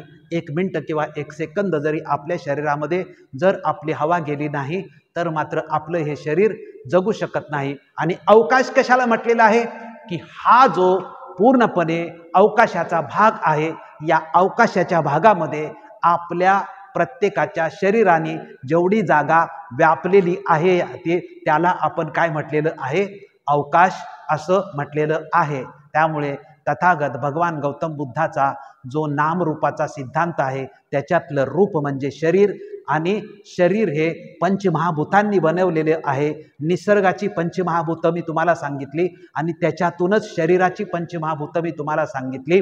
तर रूप आपल्याला समजलं की पृथ्वी, आप, तेज, वायू आणि अवकाश या पंचमहाभूतांनी माणसाचं काय बनलेलं आहे, शरीर माणसाचं बनलेलं आहे. त्यामुळे नाम रूपामधलं रूप समजलं. आता आपल्याला समजून घ्यायचंय ते काय समजून घ्यायचंय, आता आपल्याला नाम समजून घ्यायचंय म्हणजे मन समजून घ्यायचंय. म्हणजे मन अतिशय महत्वाचं आहे. शरीर कसं निर्माण झालं, आता या शरीरामधला सगळ्यात महत्वाची गोष्ट आहे की आपल्याला पृथ्वी, आप, तेज, वायू कुठून मिळालं, कुठून मिळालं आपल्याला, पृथ्वी, आप, तेज, वायू हे सगळं निसर्गातून मिळालं की नाही. मनुष्याचा जन्म झाला म्हणजे त्याला पृथ्वी, आप, तेज, वायूचा तो गोळा बनला, आणि तो गोळा म्हणजे हे संपूर्ण निसर्गाचं संपूर्ण पृथ्वी, आप, तेज, वायूचा तो मिलन आहे. परंतु हे कायमस्वरूपी आपल्याकडे राहत नाही. हे एक ना एक दिवस निसर्गाने जे दिलेलं आहे ते आपल्याला परत करावं लागतं, आणि ते ज्या दिवशी आपण परत करतो त्या दिवसाला मृत्यू असं म्हटलेलं आहे. त्यामुळे हे शरीर जे निर्माण झालेलं आहे या निसर्गातल्या 5 धातूंनी निर्माण झालेलं आहे. ते निसर्गाने दिलेलं आहे आणि तोच निसर्ग एक दिवस ते परत घेतो. त्या परत घेतलेल्या दिवसाला काय म्हटलं जातं, मृत्यू असं म्हटलं जातं. त्यामुळे नामरूपामधलं रूप तुम्हाला आता समजायला काही अवघड नाही. मी एकदम सोप्या भाषेमध्ये तुम्हाला समजून सांगण्याचा प्रयत्न केलेला आहे. आता नाम म्हणजे काय, नाम हे आपण समजून घेतलं पाहिजे. हे नाम जे आहे हे पंचस्कंदामध्ये, म्हणजे नाम म्हणजे मन. मन कुणालाही शोधता आजपर्यंत आलेलं नाही. मन म्हणजे काय हे नक्की कुणी सांगू शकता का? मनाचा शोध आजपर्यंत कुणालाही लागलेला नाही. बौद्ध धर्मामध्ये अकुशल मनाला माकडाची पण तुलना दिलेली आहे. बौद्ध धर्मामध्ये एक गोष्ट सांगितली जाते. ती गोष्ट आहे की एका भंतेकडे एक व्यक्ती जाते आणि प्रत्येकाचा हा प्रश्न असतो की माझं मन चंचल आहे, कुठेच लक्ष लागत नाही, म्हणजे काय करावं काय समजत नाही, म्हणजे एकदम म्हणजे डोकं चालत नाही. म्हणून भंतेकडे लोक जातात का सायकोलॉजिस्टकडे जातात. एका भंतेकडे अशीच व्यक्ती जाते आणि ती व्यक्ती म्हणते की मला माझं मन शांत करण्यासाठी मला उपाय सांगा. म्हणून ते भंते म्हणतात की आज मी जरा बिझी आहे, उद्या या माझ्याकडे, उद्या मी तुम्हाला तुमचं मन शांत करण्याचा आणि तुमचा जो प्रॉब्लेम आहे तो सोडवण्याचा मी उद्या प्रयत्न करतो. पण उद्या येताना न विसरता तुमच्या स्वतःबरोबर तुमचं मन घेऊन या. त्यामुळे तुम्ही मन घेऊन नाही आला तर मी त्याचा उपाय कसा सांगणार. त्यामुळे भंतेनी सांगितलं की उद्या मी तुमचं मन शांत करण्याचा उपाय सांगतो, पण मनाला मात्र तुम्ही घेऊन आलं पाहिजे. ती व्यक्ती ज्यावेळेस घरी जाते आणि घरी म्हणते की उद्या आपल्याला भंतेनी मनाला घेऊन बोलवलेलं आहे, आता या मनाला शोधायचं कुठं. तर भंते म्हणतात किंवा धम्मामध्ये असं म्हटलं की या मनाला शोधायला ज्यावेळेस तुम्ही सुरुवात करता त्यावेळेस तुम्हाला ज्ञानप्राप्ती होत असते. त्यामुळे मन हे अतिशय महत्त्वाचं आहे, पण ते कुठे आहे काय आहे हे मात्र नाही. त्याला मात्र तुम्हाला शोधावं लागतं आणि ज्यावेळेस तुम्ही शोधाल त्यावेळेस मात्र तुम्हाला काय होईल, ज्ञानप्राप्ती त्यावेळेस तुम्हाला होईल. त्यामुळे मन हे समजावून सांगत असताना पंचस्कंद मी तुम्हाला समजावून सांगितले की रूप म्हणजे वेद, रूपातून वेदना, वेदनातून संज्ञा, संज्ञातून संस्कार, संस्कारातून विज्ञान. आता हे पंचस्कंद आहे. मी सांगितलं पंचमहाभूत, पंचेंद्रिय आणि पंचस्कंद. हे जर समजलं की आपल्याला हे समजण्यासाठी अवघड जात नाही. आता रूप म्हणजे आपलं जे शरीर आहे, आपल्या या शरीराचा बाह्य जगाशी संपर्क कधी येतो, तर आपल्या या शरीराचा जी 5 इंद्रिय आहेत या 5 इंद्रियातून बाह्य जगाशी संपर्क येतो. म्हणजे डोळे, कान, नाक, जीभ आणि त्वचा, ही जी 5 इंद्रिय आहे या 5 इंद्रियाच्या माध्यमातून आपला बाह्य जगाशी संपर्क आला की रूप काय आहे हे आपल्याला कळतं. म्हणजे शरीर काय आहे हे आपल्याला कळतं. आता शरीर काय हे आहे आपल्याला कळाल्यानंतर त्याचा जो स्पर्श होतो त्या स्पर्शातून काय होईल, मग आपल्याला त्याच्यातून वेदना मिळतील की नाही आपल्याला.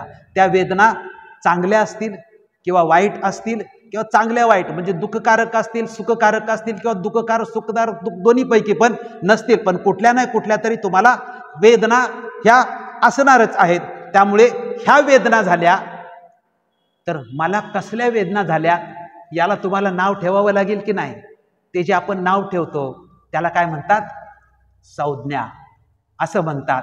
आणि ही जी संज्ञा तुम्ही ठेवली म्हणजे आपण साधारणपणे आपलं शरीर आहे, रूप म्हणजे कळालं तुम्हाला की हे जे शरीर आहे या शरीराचा पंच इंद्रियांच्या मार्फत ज्यावेळेस संपर्क येतो त्यावेळेस आपल्याला वेदना होतात. त्या चांगल्या वाईट असतील. आपण चहा पिलो तर चहा कसा आहे, गोड आहे, म्हणजे चहाच्या वेदना झाल्या ना जिभेला, तर जिभेला वेदना झाल्यानंतर जी संज्ञा आपण ठेवली तिला काय म्हटलं, तिला गोड म्हटलं. त्यामुळे वेदनेतून काय झाली, संज्ञा निर्माण झाली. आता ही संज्ञेतून संस्कार निर्माण होतात, या संज्ञेतून संस्कार निर्माण होतात. आणि हे संस्कार कशावर अवलंबून आहेत की लहानपणापासून आपल्यावर जशा पद्धतीने संस्कार म्हणजे चहा गोड आहे किंवा चहाची जी संज्ञा ठेवली तिची व्यक्त करण्याची सुद्धा पद्धती आपल्याकडे तो म्हणजे तो काय आला, तो संस्काराचा भाग आला. म्हणजे समजलं तुम्हाला की रूप आहे, रूप म्हणजे पंचेंद्रियांच्या मार्फत आपला बाह्य जगाशी ज्यावेळेस संपर्क येतो, संपर्क आला की त्याच्यातून काय होतात,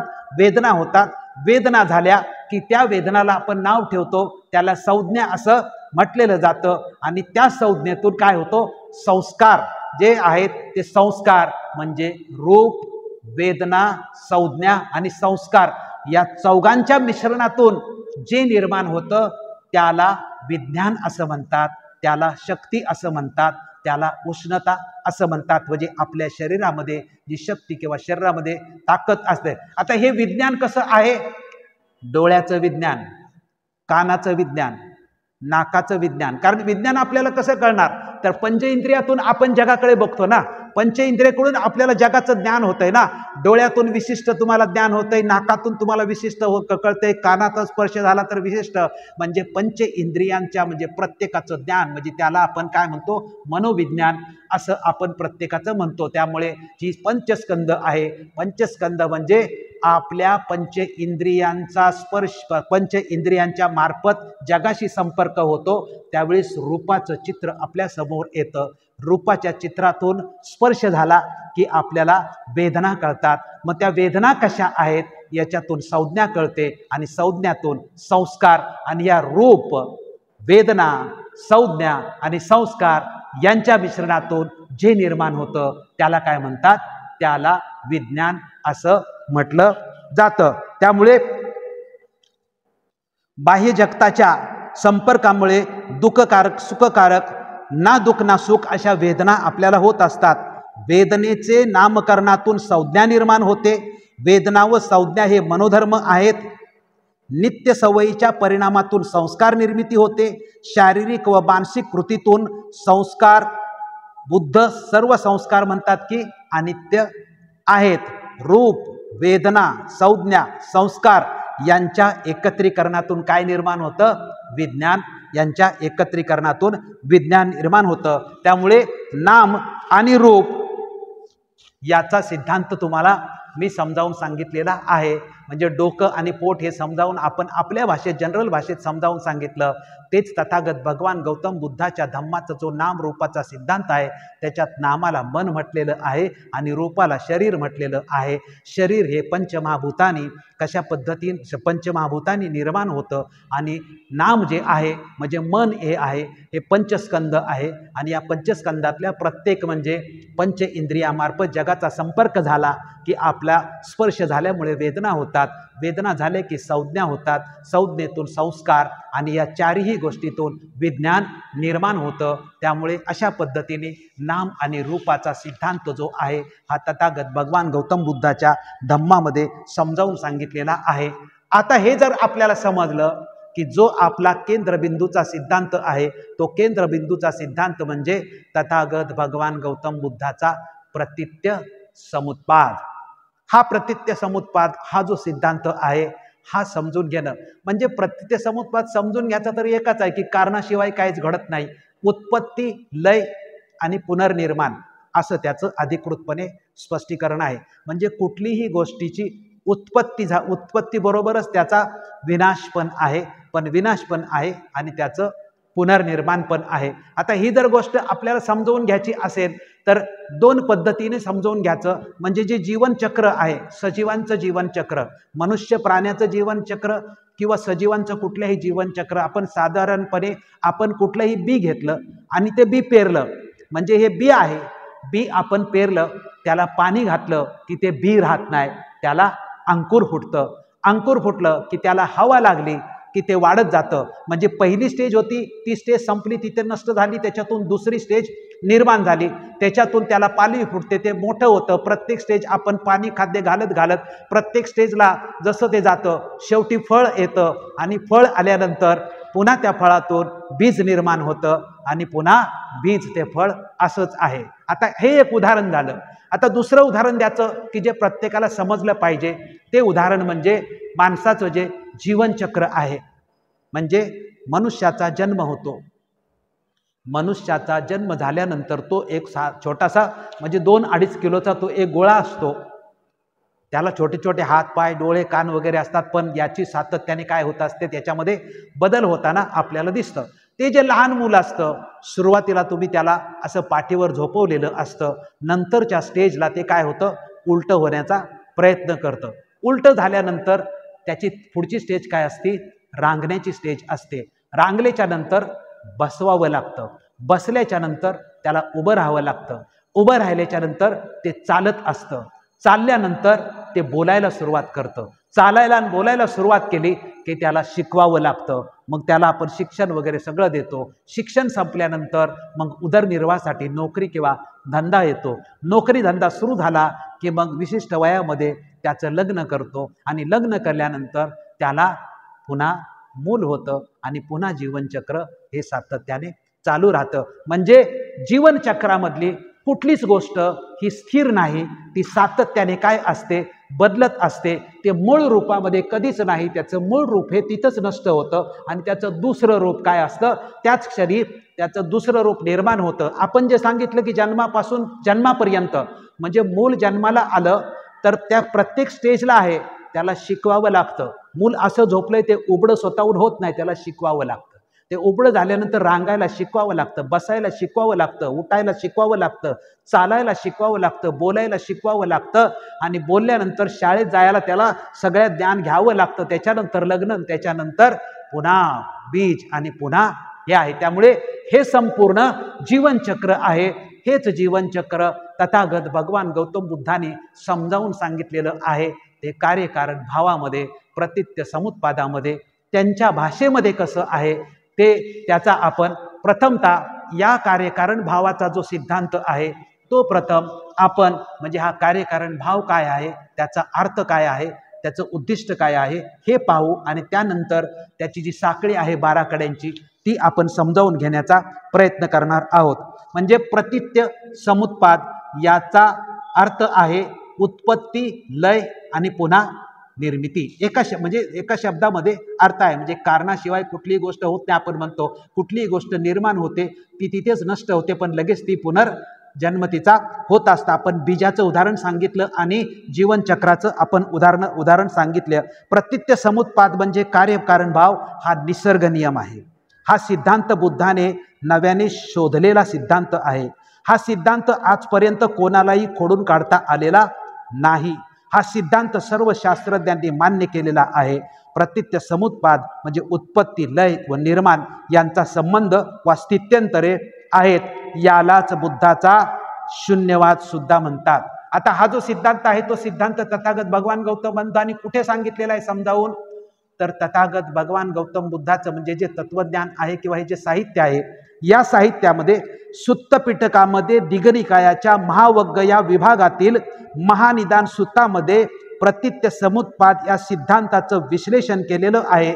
हे विश्लेषण कुठे केलेलं आहे, तर कुरु देशात कम्मासदम्म शहरातील आनंद व बुद्ध या दोघांच्या मधला हा संवाद झालेला आहे. आता हा संवाद काय झालेला आहे आणि तो संवाद म्हणजेच सिद्धांत आहे.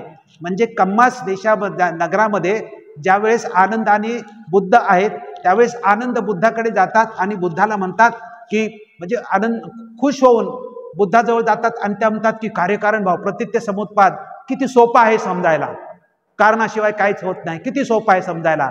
तथागत म्हणतात की आनंदा असं नाही, प्रतीत्य समुत्पाद समजणं एवढं सोपं नाही आणि जगातल्या लोकांना तो प्रतीत्य समुत्पाद समजत नाही. म्हणून तर जगामध्ये आपल्याला दिसतं की लोक जे आहेत की म्हणजे रस्सी पिळल्यासारखे ते पिळवटले जात आहेत. त्यामुळे प्रतीत्य समुत्पाद एवढं समजणं अजिबात सोपं नाही, तो समजून घेणं अतिशय आवश्यक आहे. पण तथागत तो सिद्धांत समजावून सांगताना आनंदाला किती सोप्या शब्दामध्ये सिद्धांत समजावून सांगतात ते बघा. जे मी उदाहरण सांगितलं की मनुष्याचं बीज आणि पुन्हा मनुष्याची निर्मिती, इथं जे सांगितलेलं आहे तेच तथागत त्यांच्या भाषेमध्ये कशा पद्धतीने समजावून सांगतात ते बघा. जो सिद्धांत आहे, भगवान बुद्ध नामरूपाचा हेतू विज्ञान, भगवान बुद्ध नामरूपाचा हेतू विज्ञान म्हणजे नामरूपाचा हेतू काय आहे? विज्ञान म्हणजे शक्ती. आपल्या शरीरामध्ये जी शक्ती आहे ना, आपल्या शरीरामध्ये आपण म्हटलं ना, हे रोग म्हणजे हे जे शरीर आहे आपलं, ते आपण हे कशामुळे बनलेलं आहे ते आपण म्हणलं. आणि याच्यामध्ये विज्ञान म्हणजे काय झालं? शक्ती आहे. भगवान बुद्ध नामरूपाचा हेतू विज्ञान आहे. पुढचं वाक्य काय? विज्ञानासहित नामरूपाच्या कारणाने, विज्ञानासहित नामरूपाच्या कारणाने, नामरूप म्हणजे शरीर आणि मन, या शरीर आणि मनाच्या बरोबर विज्ञान आहे. त्या विज्ञानाच्या कारणाने मनुष्याचा जन्म होतो हे म्हटलेलं आहे. आता मनुष्याचा जन्म होतं, मग पुढे सांगतात विज्ञान आईच्या गर्भात प्रवेश केल्यास नामरूप उत्पन्न व पुढे सर्व गोष्टी घडतात. मग पुन्हा म्हणतात की हे आनंदा, जर विज्ञानाने आईच्या गर्भात प्रवेशच केला नाही तर काय घडेल का? तर काहीच घडणार नाही. त्यामुळे विज्ञानाने आईच्या गर्भामध्ये प्रवेश केला आणि तिथून पुढे सर्व गोष्टी म्हणतात. मग जन्म झाला की सगळ्या गोष्टी जीवनचक्राच्या काय होतात? जन्म झाला की जीवनचक्राच्या सगळ्या गोष्टी आहेत त्या चालू होतात. म्हणून प्रतीत्य समुत्पादाचं महत्त्व जे आहे, तथागत बुद्ध सांगतात की जो प्रतीत्य समुत्पाद जाणतो तो धम्मास पाहतो, जो धम्मास पाहतो तो मला पाहतो, म्हणजेच बुद्धाला जाणतो. पी लक्ष्मी नरसू यांनी म्हटलं की ज्याला प्रतीत्य समुत्पाद समजतो त्याला बुद्ध दर्शन घडते. शेरवास्की यांनी व्यक्ती ही परिवर्तनीय द्रव्य मूल्यांचा एक ढीग आहे असं म्हटलेलं आहे. बुद्धघोष म्हणतात की जन्म आणि मरण, जन्म आहे म्हणून मरण आहे, डोकं आहे म्हणून डोकेदुखी आहे, कर्माचं कारण जन्म आहे, जन्म भवापासून, भव उपादानापासून, उपादान तृष्णेतून आणि तृष्णा वेदनेपासून आहे. मिलिंद प्रश्नामध्ये नागसेनानी म्हटलंय की कर्मच्या परिणामांचे वर्तमान जीवनाशी संबंध अधिकृतपणे आहेत. आता याची चर्चा कधी झाली? या कार्यकारण भावाची सर्वात प्रथम अधिकृतपणे चर्चा झालेली आहे ती भगवान गौतम बुद्धाने जे पंचवर्गीय भिक्खू होते, या पंचवर्गीय भिक्खूपैकी एक भिक्खू अश्वजित नावाचा भिक्खू होता.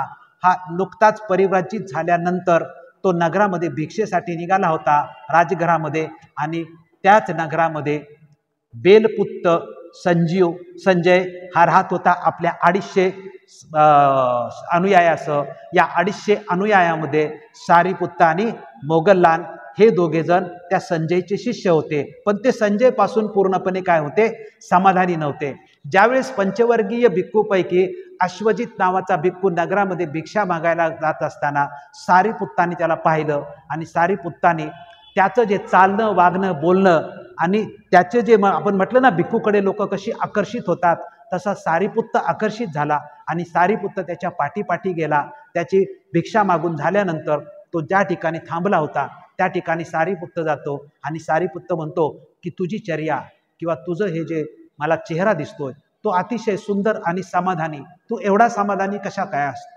तुझा गुरु कोण आहे? तुझा सिद्धांत काय आहे? त्यावेळेस अश्वजिताने सारीपुत्ताला सांगितलं की मी नुकतीच प्रवज्ञा घेतलेली आहे, माझे गुरु शाक्यमुनी तथागत भगवान गौतम बुद्ध आहेत, पण मला काही संपूर्ण बुद्धाच्या तत्वज्ञानाची माहिती नाही. मी फक्त त्याचा तुला सारांश काही 1-2 वाक्यामध्ये सांगू शकतो, बाकी मी काय तुला संपूर्ण सांगू शकत नाही. मग ते म्हटलं की तू जे सांगशील ते मला मान्य आहे, तुला जे कळतं तेवढं मला सांग. आणि त्यावेळेस अश्वजिताने सारीपुत्ताला सांगितलं की तथागत भगवान गौतम बुद्धाचा एका वाक्यात सिद्धांत आहे की कारणाने प्रत्येक गोष्ट घडते. प्रत्येक समुत्पादाचा लय, उत्पन्न आणि पुन्हा निर्मिती हा सारांश सांगितल्यानंतर सारीपुत्ताला तो सिद्धांत समाधानकारक वाटतो आणि त्यानंतर सारीपुत्त आपल्या मोगलॅन मित्राकडे येतो आणि मग त्याचे जे 250 सगळे लोक होते त्या सगळ्यांना घेऊन ज्यावेळेस तथागत भगवान गौतम बुद्धाकडे हे जातात आणि ते येत असताना भगवान गौतम बुद्ध त्यांना पाहतात आणि ते पाहताना तथागतांनी उद्गार काढलेले आहे की हे जे दोघे सारीपुत्त आणि मोगललान येत आहेत हे भविष्यामध्ये माझ्या धम्माचे सरसेनापती होतील, असे उद्गार तथागत भगवान गौतम बुद्धांनी काढले. आणि मग ते आपल्या 250 शिष्यांसह ज्यावेळेस तथागतांच्याकडे जातात त्यावेळेस तथागतांनी त्याला दीक्षा दिली जाते आणि तथागतांचा सिद्धांत समजावून सांगितला जातो. त्यामुळे तथागतांचा कार्यकारण भावाचा सिद्धांत प्रथम प्रज्ञवर्गीय भिक्खूंना सांगितला. त्याच्यातला प्रथम अश्वजित भिक्खू होता. यांनी सारीपुत्त आणि सारीपुत्ताला फक्त थोडक्यात सारांश रूपाने हा सिद्धांत सांगितला होता. त्यामुळे हा जो कार्यकारण भावाचा जो सिद्धांत आहे याची प्रथम चर्चा अश्वजित आणि सारीपुत्त यांच्याबरोबर झालेली आहे. आता हा जो सिद्धांत आहे 4 आर्य सत्य, दुःख, दुःखाचं कारण, निरोध आणि उपाय ही प्रतित्य समुत्पाद या मूळ सिद्धांतावर आधारलेली आहेत. अष्टांगिक मार्ग हा भगवंताच्या प्रतित्य समुत्पाद या मूळ सिद्धांतावर आधारित असलेल्या दुःखमुक्तीच्या शिकवणाचा सार आहे असं म्हटलेलं आहे. त्यामुळे जे 4 आर्य सत्य आहेत ही 4 आर्य सत्य कार्यकारण भावावरती आधारलेली आहे. तर धम्मचक्र जे आहे हे धम्मचक्र प्रवर्तन सूत्रामध्ये सांगितल्याप्रमाणे माणसाच्या जीवनामध्ये दुःख निर्माण करणारा 12 कारणांचा एक समूह सांगितलेला आहे. त्याला 12 कड्या म्हटलेलं आहे, त्याला भवचक्र म्हटलेलं आहे. धम्मचक्र हे बुद्धाच्या शिकवणीचं प्रतीक आहे. हे भगवंताच्या प्रतित्य समुत्पाद या सिद्धांताचे चित्रांकित रेखांकन केलेलं आहे. धम्मचक्रातील 24 आरे म्हणजे अनुलोम प्रतित्य समुत्पादाच्या 12 कड्या आणि प्रतिलोम प्रतित्य समुत्पादाच्या 12 कड्या दर्शवतात. अनुलोमातील 12 कड्या दुःख आर्य सत्य दर्शवतात, तर प्रतिलोमातील 12 कड्या दुःख निरोध आर्य सत्य दर्शवतात. सृष्टीतील सर्व वस्तू सजीव असो निर्जीव असो, शाश्वत नसून नित्य सत्य नसून अस्थिर आहेत, म्हणजेच 2 वेगवेगळ्या क्षणी त्यांचे स्वरूप हे सारखे नसते. हा सिद्धांत कोणाला लागू आहे तर वस्तूची अनित्यता म्हणजे प्रतित्य समुत्पाद जगात 2 गोष्टींना कारणीभूत आहे. ते म्हणजे माणसाच्या जीवनातील दुःख निर्मिती आणि विश्वाची निर्मिती आणि त्याचा विकास. त्यामुळे प्रतित्य समुत्पाद हा कोणाला लागू होतो हे आपण पाहिलेलं आहे. आत्ता प्रतित्य समुत्पादाची जनरल माहिती मी तुमच्यापर्यंत दिली, पण प्रतित्य समुत्पादाची जी 12 कड्यांचं जे वर्तुळ सांगितलेलं आहे म्हणजे हे 12 कड्यांचं वर्तुळ जे आहे ते आपल्याला समजलं की आपल्याला संपूर्ण प्रतित्य समुत्पाद समजला असा त्याचा अर्थ होतो. आता ह्या 12 ज्या कड्या आहेत ह्या 12 कड्या केव्हा समजतील आपल्याला तर पंचमहाभूत आपण समजलं, त्यानंतर पंचस्कंद आपल्याला समजलं आणि पंचेंद्रिय ह्या 3 गोष्टी समजल्या तर आपल्याला याचा अर्थ अधिकृतपणे कळू शकतो. त्यामुळे ही जी आहेत 12 चक्र किंवा भवचक्र याला जे म्हटलेलं आहे यामध्ये पहिलं आहे अविद्या, दुसरं आहे संस्कार, तिसरं आहे विज्ञान, चौथं आहे पंचस्कंद, 5वं आहे षडायतन, 6वं आहे स्पर्श, 7वं आहे वेदना, 8वं आहे तृष्णा, 9वं आहे उपादान, 10वं आहे भव, 11वं आहे जन्म आणि 12वं आहे मृत्यू. त्यामुळे ह्या 12 कड्या आहेत किंवा हे भवचक्र आहे.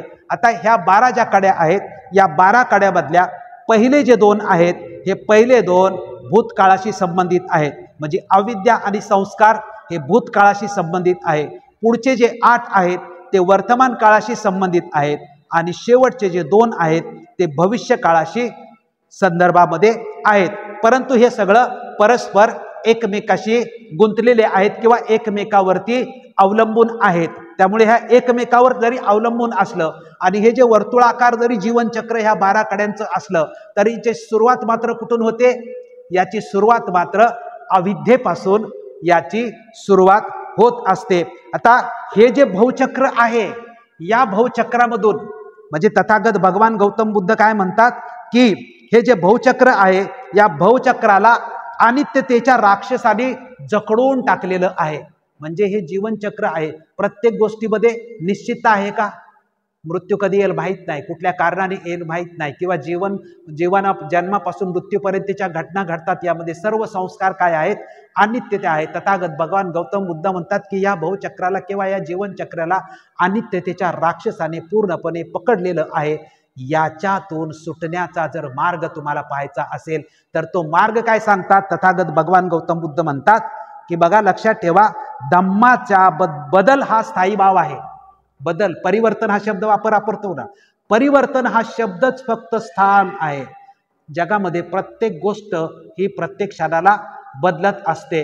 आपण म्हणतो की nothing is permanent in the world, change is the only constant in the world, असं इंग्लिशमध्ये म्हटलं जातं. याचा अर्थ की या जगामध्ये कुठलीच गोष्ट स्थिर नाही. या जगामध्ये प्रत्येक गोष्ट प्रत्येक क्षणाला सातत्याने बदलत असते. बदल हा शब्दच फक्त स्थिर आहे, बाकी या जगामध्ये कुठलीच गोष्ट, म्हणजे बघा, आपण लक्षात घेतलं पाहिजे की बदल हा शब्दच फक्त स्थिर आहे. प्रत्येक गोष्ट सातत्याने बदलत असते आणि प्रत्येक गोष्टीला अनिश्चितता आहे. याच्यातून आपल्याला सुटायचं असेल तर मग काय करावं लागेल? तर जीवनाच्या प्रत्येक क्षणाला किंवा प्रत्येक पायरीवरती माणसाने जागृत असलं पाहिजे, तरच आपली त्याच्यातून सुटका होते. तथागत म्हणतात, काय म्हणतात? धम्माचा बदल हा स्थायी भाव आहे, अनित्यता हा पाया आहे. प्रत्येक क्षणाची स्मृती ठेवून जागरूकतेने आचरण केलं तरच तुमचा या भवचक्रामधून सुटू शकता, नाहीतर या भवचक्रामधून तुम्ही सुटू शकत नाही. त्यामुळे हे जे भवचक्र आहेत, हे भवचक्र 12 कड्यामध्ये आहे. हे 12 कड्यामधली पहिलं काय आहे? अविद्या, हे पहिलं आहे. आता अविद्या, आपण तथागत भगवान गौतम बुद्धाचं अविद्या हे जर समजावून घ्यायचं असेल तर आपल्याला अविद्या म्हटलं की कुणाची आठवण होते? क्रांतिबा फुलेंची आठवण होते की नाही? विद्येविना मती गेली, मतीविना गती गेली, गतीविना वित्त गेले, वित्ताविना शूद्र कचले. एवढे सगळे अनर्थ कशाने केले? अविद्येने केले. तशाच प्रकारे तथागत भगवान गौतम बुद्धाचा सिद्धांतामध्ये किंवा ह्या भवचक्रामध्ये सर्व दुःखाचं मूळ काय सांगितलेलं आहे? अविद्या. हे सर्व दुःखाचं मूळ तथागत भगवान गौतम बुद्धांनी सांगितलेलं आहे. पण तथागत भगवान गौतम बुद्धाची अविद्या म्हणजे काय हे आपण समजावून घेतलं पाहिजे. आणि तथागत भगवान गौतम बुद्ध काय म्हणतात की 4 आर्य सत्याचं अज्ञान म्हणजे अविद्या होय. 4 आर्य सत्याचं अज्ञान म्हणजे अविद्या होय. म्हणजे दुःख आहे, दुःखाचं कारण आहे, त्याच्यावरती निरोध होऊ शकतं आणि निरोधाचे मार्ग उपलब्ध आहेत. हे जर असेल तर अज्ञान निर्माण होऊ शकत नाही किंवा दुःख निर्माण होऊ शकत नाही. त्याचं एक उदाहरणही दिलेलं आहे तथागत भगवान गौतम बुद्धाच्या धम्म हा समजावून सांगताना की 2 आंधळे मित्र असतात आणि 2 आंधळे मित्र, एक मित्र दुसऱ्याच्या घरी जेवण करायला गेलेला असतो. तो जेवण करायला गेलेला, ते जेवण करून निघाल्यानंतर रात्र पडलेली असतो. तर निघालेल्या मित्राला तो घरचा मित्र सांगतो की कंदील घेऊन जा म्हणून, बरोबर, कंदील घेऊन जा म्हणून. आणि तो म्हणतो, अरे आपल्याला कंदिलाची काय गरज आहे? तू आंधळा, मी आंधळा, मी आता जाताना मला रात्र आहे की दिवस आहे याच्याशी काय मतलबच नाही. तरी सुद्धा तू कंदील घेऊन जा म्हणे, तुला त्रास नाही, पण समोरून आलेला माणूस तरी तुला धडकणार नाही. त्यामुळे ठीक आहे तू म्हणतोस. तर मग तो कंदील घेऊन चालतो आणि पुढे गेल्यानंतर रस्त्यामध्ये त्याला एक माणूस येऊन धडकतो. आणि तो धडकलेला जो माणूस आहे तो त्याला म्हणतो की दिसत नाही का तुला, मी तरी एक आंधळा आहे, पण तुला तरी दिसलं पाहिजे ना. त्याच्यामुळे समोरून येऊन आंधळा धडकलेला असतो. त्यामुळे दोघांच्याही बत्तीमध्ये तेल नसतं किंवा दोघांचंही दुःख काय आहे? सेमच आहे. त्यामुळे दोघांनाही माहीत नाही की प्रकाश काय आहे किंवा दोघांनाही माहीत नाही. हे उदाहरण दिलेलं आहे. अविद्यामधून निर्माण होतं, त्याला काय म्हटलेलं आहे? संस्कार. म्हणजे अज्ञानातील कृतीतून काय होते? संस्कार निर्मिती होते. आता हे संस्कार म्हटले कोवळ्या वयातील संस्कार आयुष्यभर परिणामकारक असतात. म्हणजे मोठं झाल्यानंतर तुम्ही काही संस्कार केलं तरी काही, जसं कुंभार मातीचं घडं घडवतो, त्यावेळेस जी माती चिकन माती असते तिला आकार देताना मात्र आपल्याला पाहिजे तसा आकार देता येतो, परंतु एकदा आकार देऊन जर ते आपण भाजलं आणि पक्क केलं की मग त्याच्यावरती संस्कार होऊ शकतात का? मग त्याच्यावरती संस्कार होऊ शकत नाही. तसंच ज्या लहान मुलांच्या वरती तुम्ही जे संस्कार करतात तेच संपूर्ण आयुष्यभर चालतात, तेच परमनंट असतात. त्यामुळे संस्कार, अविद्येतून संस्कार कशा पद्धतीने निर्माण झाल्यात तेही सांगितले आलं. त्यानंतर विज्ञान. आपण विज्ञानमध्ये पंचस्कंदामध्ये पाहिलं. पंचस्कंदामधलं काय आहे? रूप आहे, वेदना आहे, संज्ञा आहे, संस्कार आहे. या चारांच्या मिश्रणातून जे निर्माण होतं त्याला काय म्हणतो आपण? विज्ञान. विज्ञान म्हणजे शक्ती. अशा प्रकारचं विज्ञान आहे. त्यानंतर पंचस्कंद आपण पाहिले की रूप, वेदना, संज्ञा आणि संस्कार. रूप कसं निर्माण होतं हे आपण पाहिलेलं आहे. संज्ञा रूपातून काय होते? वेदना कशी निर्माण होते पाहिले. त्यातून संज्ञा कशी निर्माण होते पाहिलं. त्यातून संस्कार कसे निर्माण होतात ते पाहिलेलं आहे. त्यानंतरचा जो संबंध आहे ते षडायतन. षडायतन म्हणजे उदाहरण दिलेलं आहे की 5 खिडक्या आणि 1 दरवाजा असं उदाहरण दिलेलं आहे. षडायतन समजून म्हणजे 6 गोष्टी झाल्या. बौद्ध धर्मामध्ये मन हे 6वे इंद्रिय आहे. 5 इंद्रिय आहेत, पंचेंद्रिय. 5 इंद्रिय कुठले आहेत? डोळा, नाक, कान, जीभ आणि त्वचा. ही 5 इंद्रिय आहेत. या 5 इंद्रियाच्या माध्यमातून आपण संपूर्ण जग पाहत असतो किंवा संपूर्ण जगाचा अनुभव आपण पूर्णपणे घेत असतो.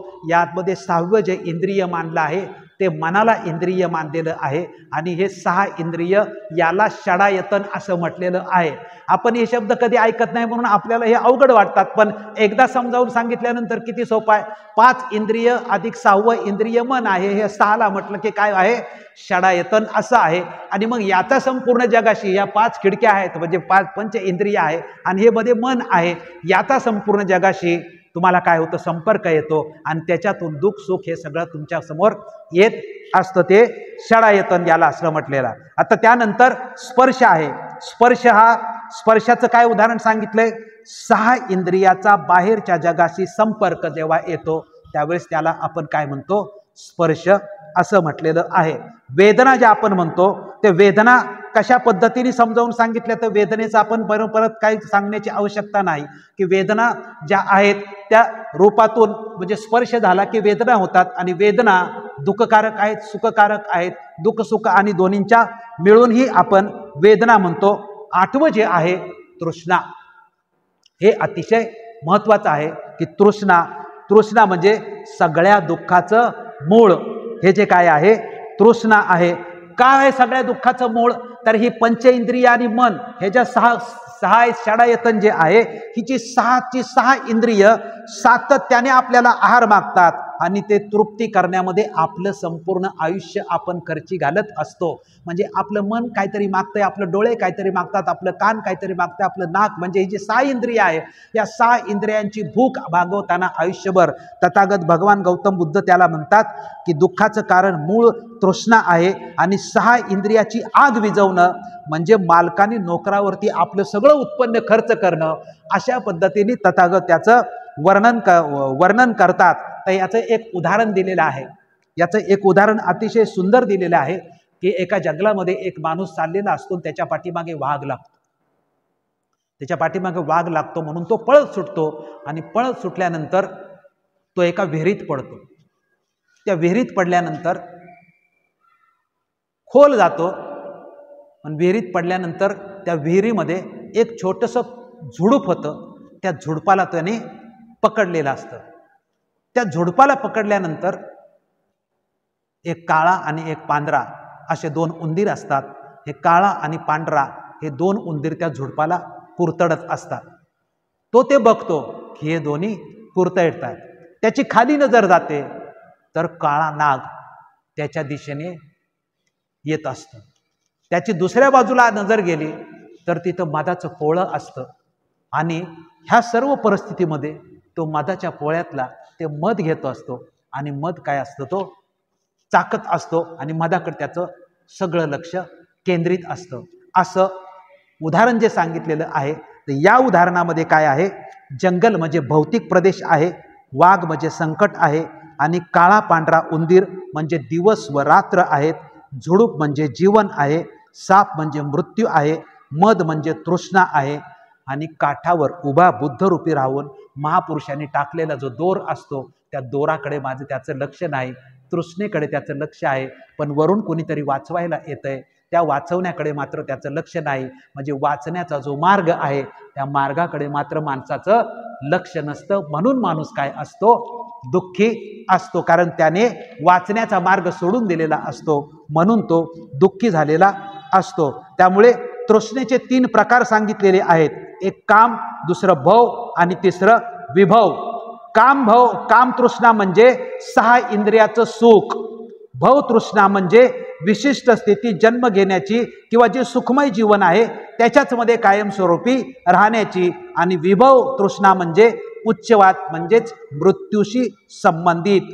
त्यामुळे तृष्णा हे सगळ्या दुःखाचं मूळ, हे आपण स्पष्टीकरण पाहिलं. त्यानंतर उपादान म्हणजे उपभोग घेणं, देहभान विसरून कार्यमग्न होणं किंवा आत्मकेंद्री असणं किंवा स्वकेंद्री असणं.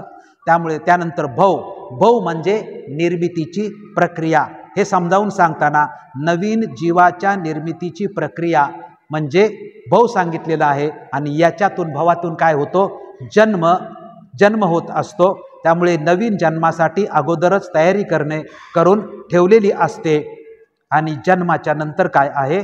जरा किंवा मृत्यू आहे.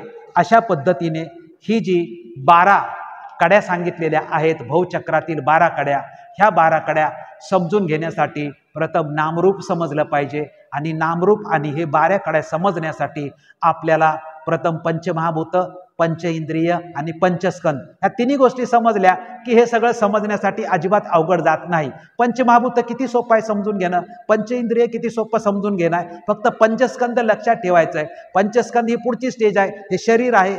शरीराचा जगाशी संपर्क आला की वेदना होतात. वेदनेतून त्याला आपण काय म्हणतो? त्याला संज्ञा होतात. संज्ञेतून संस्कार होते. संस्कारातून विज्ञान होतं. त्यामुळे पंचमहाभूत, पंचेंद्रिय, पंचस्कंद हे समजलं की नाम रूप आपल्याला आणि कार्यकारण भाव हा जो सिद्धांत आहे हा सिद्धांत आपल्याला पूर्णपणे समजून जातो. त्यामुळे तथागत भगवान गौतम बुद्धाचा नाम रूप आणि कार्यकारण सिद्धांत हा जगातला सर्वश्रेष्ठ सिद्धांत आहे आणि तो वैज्ञानिक सिद्धांत आहे. आणि त्याच्यावर संपूर्ण जगातली वैज्ञानिक क्रांती झालेली आहे. त्या क्रांतीचं मी तुम्हाला थोडक्यामध्ये या ठिकाणी उदाहरण देऊन सांगणार आहे. आणि ते म्हणजे बुद्धाचा वैज्ञानिक दृष्टिकोन. 2500 वर्षापूर्वी बुद्धाने विचार स्वातंत्र्य दिलेले आहे. 2500 वर्षापूर्वीची परिस्थितीचा विचार करा की विचार स्वातंत्र्य त्या कालखंडामध्ये असू शकतं का? इतर धर्मामध्ये ईश्वरी संदेश होता आणि उल्लंघन केल्यास त्याला शिक्षा होत होत्या.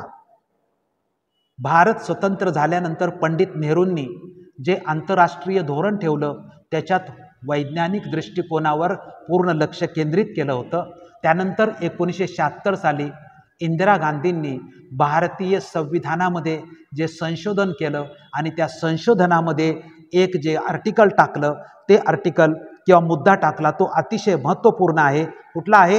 प्रत्येक व्यक्तीने वैज्ञानिक दृष्टिकोनाचा विकास करणे आणि त्याचा प्रचार आणि प्रसार करणं हे प्रत्येक नागरिकांचं कर्तव्य म्हटलेलं आहे. त्यामुळे वैज्ञानिक दृष्टिकोन विकास करण्याच्या पद्धती म्हणजे सत्याचा पुरावा शोधण्याच्या पद्धती होत. निरीक्षण, तर्क, अनुमान, प्रचिती या सगळ्या गोष्टी आहेत. आयझॅक न्यूटन झाडावरून फळ पाडते त्याने गुरुत्वाकर्षणाचा सिद्धांत मांडला. जेम्स वॅटने व्यापेच्या इंजिनाचा शोध लावलेला आहे. आता धर्म आणि विज्ञान यातला फरक एका मिनिटामध्ये. सगळ्या क्रांत्या, वैज्ञानिक क्रांती युरोप खंडामध्ये झालेली आहे. वैज्ञानिक क्रांती दुसरीकडे कुठं झालेली आहे का? नाही. त्यामुळे तिथं धर्म आणि विज्ञान याचा जो संघर्ष झाला आहे त्याचं उदाहरण कशा पद्धतीने आहे ते बघा. धर्माने दिलेली उत्तरं आणि विज्ञानाने दिलेली उत्तरं याच्यामध्ये फरक आहे. ख्रिस्ती बायबलच्या विचाराविरोधात वैज्ञानिकांनी मतं मांडली त्यावेळेस त्या लोकांना पाखंडी ठरवण्यात आलं. म्हणजे ज्याचे नंतर जगात आजपर्यंत स्तुती करण्यात येते त्याला सुरुवातीला पाखंडी ठरवण्यात आलं. का पाखंडी? बघा, कोपर्निकसने सांगितलं की पृथ्वी सूर्याभोवती फिरत नसून नेमकी त्याच्या उलट आहे. म्हणजे पृथ्वी सूर्याभोवती फिरते नाही, सूर्य पृथ्वीभोवती फिरत नसून त्याच्या नेमकं उलट आहे असं कोणी सांगितलं? कोपर्निकसने सांगितलं. पृथ्वी सूर्याभोवती फिरते, सूर्य हा विश्वाचा केंद्रबिंदू आहे, पृथ्वी हा विश्वाचा केंद्रबिंदू नाही. बायबलनुसार मात्र विश्वाचा केंद्रबिंदू काय आहे? पृथ्वी आहे. म्हणजे शास्त्रज्ञांच्या म्हणण्यानुसार विश्वाचा केंद्रबिंदू सूर्य आहे आणि बायबलच्या म्हणण्यानुसार विश्वाचा केंद्रबिंदू पृथ्वी आहे. बौद्ध धम्मानी काय सांगितलं आणि बौद्ध धम्माचा पाश्चिमात्य वैज्ञानिकाच्या ज्या क्रांत्या झाल्यात या क्रांत्यावर परिणाम कसा झालाय तो बघा. सम्राट अशोकाच्या कालखंडामध्ये बौद्ध धम्माच्या प्रचार प्रसारासाठी युरोप खंडामध्ये सुद्धा लोक गेली आणि त्याचा परिणाम तिथल्या बायबलवरती आणि ख्रिश्चन धर्मावरती सुद्धा झाला आणि वैज्ञानिक दृष्टिकोन तिथे यायला सुरुवात झाली. बायबलमध्ये थोड्या प्रमाणात त्यानंतर बदल सुद्धा झालेले आहेत. त्यामुळे बौद्ध धम्माच्या शिकवणीचा वैज्ञानिक दृष्टिकोन आधार असल्याचा अशोकाद्वारे युरोपात प्रचार आणि प्रसार झाला. काही शास्त्रीय विचारांचा बायबलमध्ये समावेश झाला. विश्वाच्या केंद्रस्थानी पृथ्वी असून सूर्य आणि तारे तिच्या भोवती भ्रमण करतात हे अंतिम सत्य समजले जात असे. अरिस्टॉटल आणि टॉलेमी यांच्या विषयांना मान्यता खगोलशास्त्र, भूस्तरशास्त्र, जीवशास्त्र, प्राणीशास्त्र, वनस्पतीशास्त्र, भौतिकशास्त्र आणि जीवशास्त्र, युक्तिवादशास्त्र यांना स्थान मिळालेलं आहे. आता पोपच्या रोषाला बळी पडलेले शास्त्रज्ञ कोण कोण आहेत ते बघा.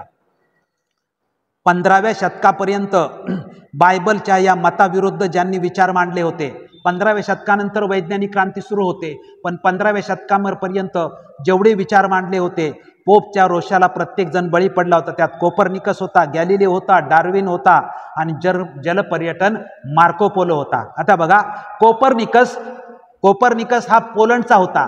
त्यांनी काय म्हटलं की सूर्य हा विश्वाचा केंद्रबिंदू आहे आणि पृथ्वी, चंद्र, तारे, ग्रह इत्यादी त्याच्या भोवती फिरतात.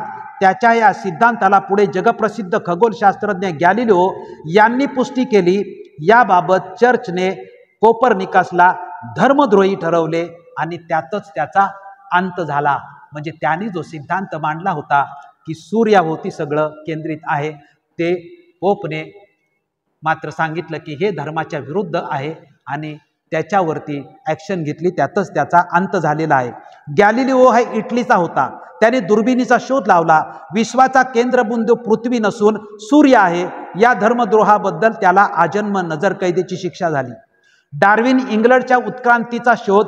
डार्विनने हे मत बायबलच्या म्हणजे ईश्वराने सृष्टीची निर्मिती केली या मताविरुद्ध होते म्हणून त्याची निंदा केली. मार्को पोलो हा ग्रीकचा होता. जगपर्यटन करून इटलीतून सुरू केले व कोणतीही दिशा न बदलता पुन्हा तो इटलीतच आला. हा अहवाल त्याने दिला. याचा अर्थ पृथ्वी गोल आहे हे बायबलच्या विरोधात असल्यामुळे त्यालाही धर्मद्रोही ठरवण्यात आले. सॉक्रेटिस हा ग्रीकचा होता. त्यांनी देवदेवतांना मानण्यासाठी नकार दिला म्हणून त्याला विषाचा प्याला दिला, पण तो प्यालाही त्याने हसत हसत प्याला.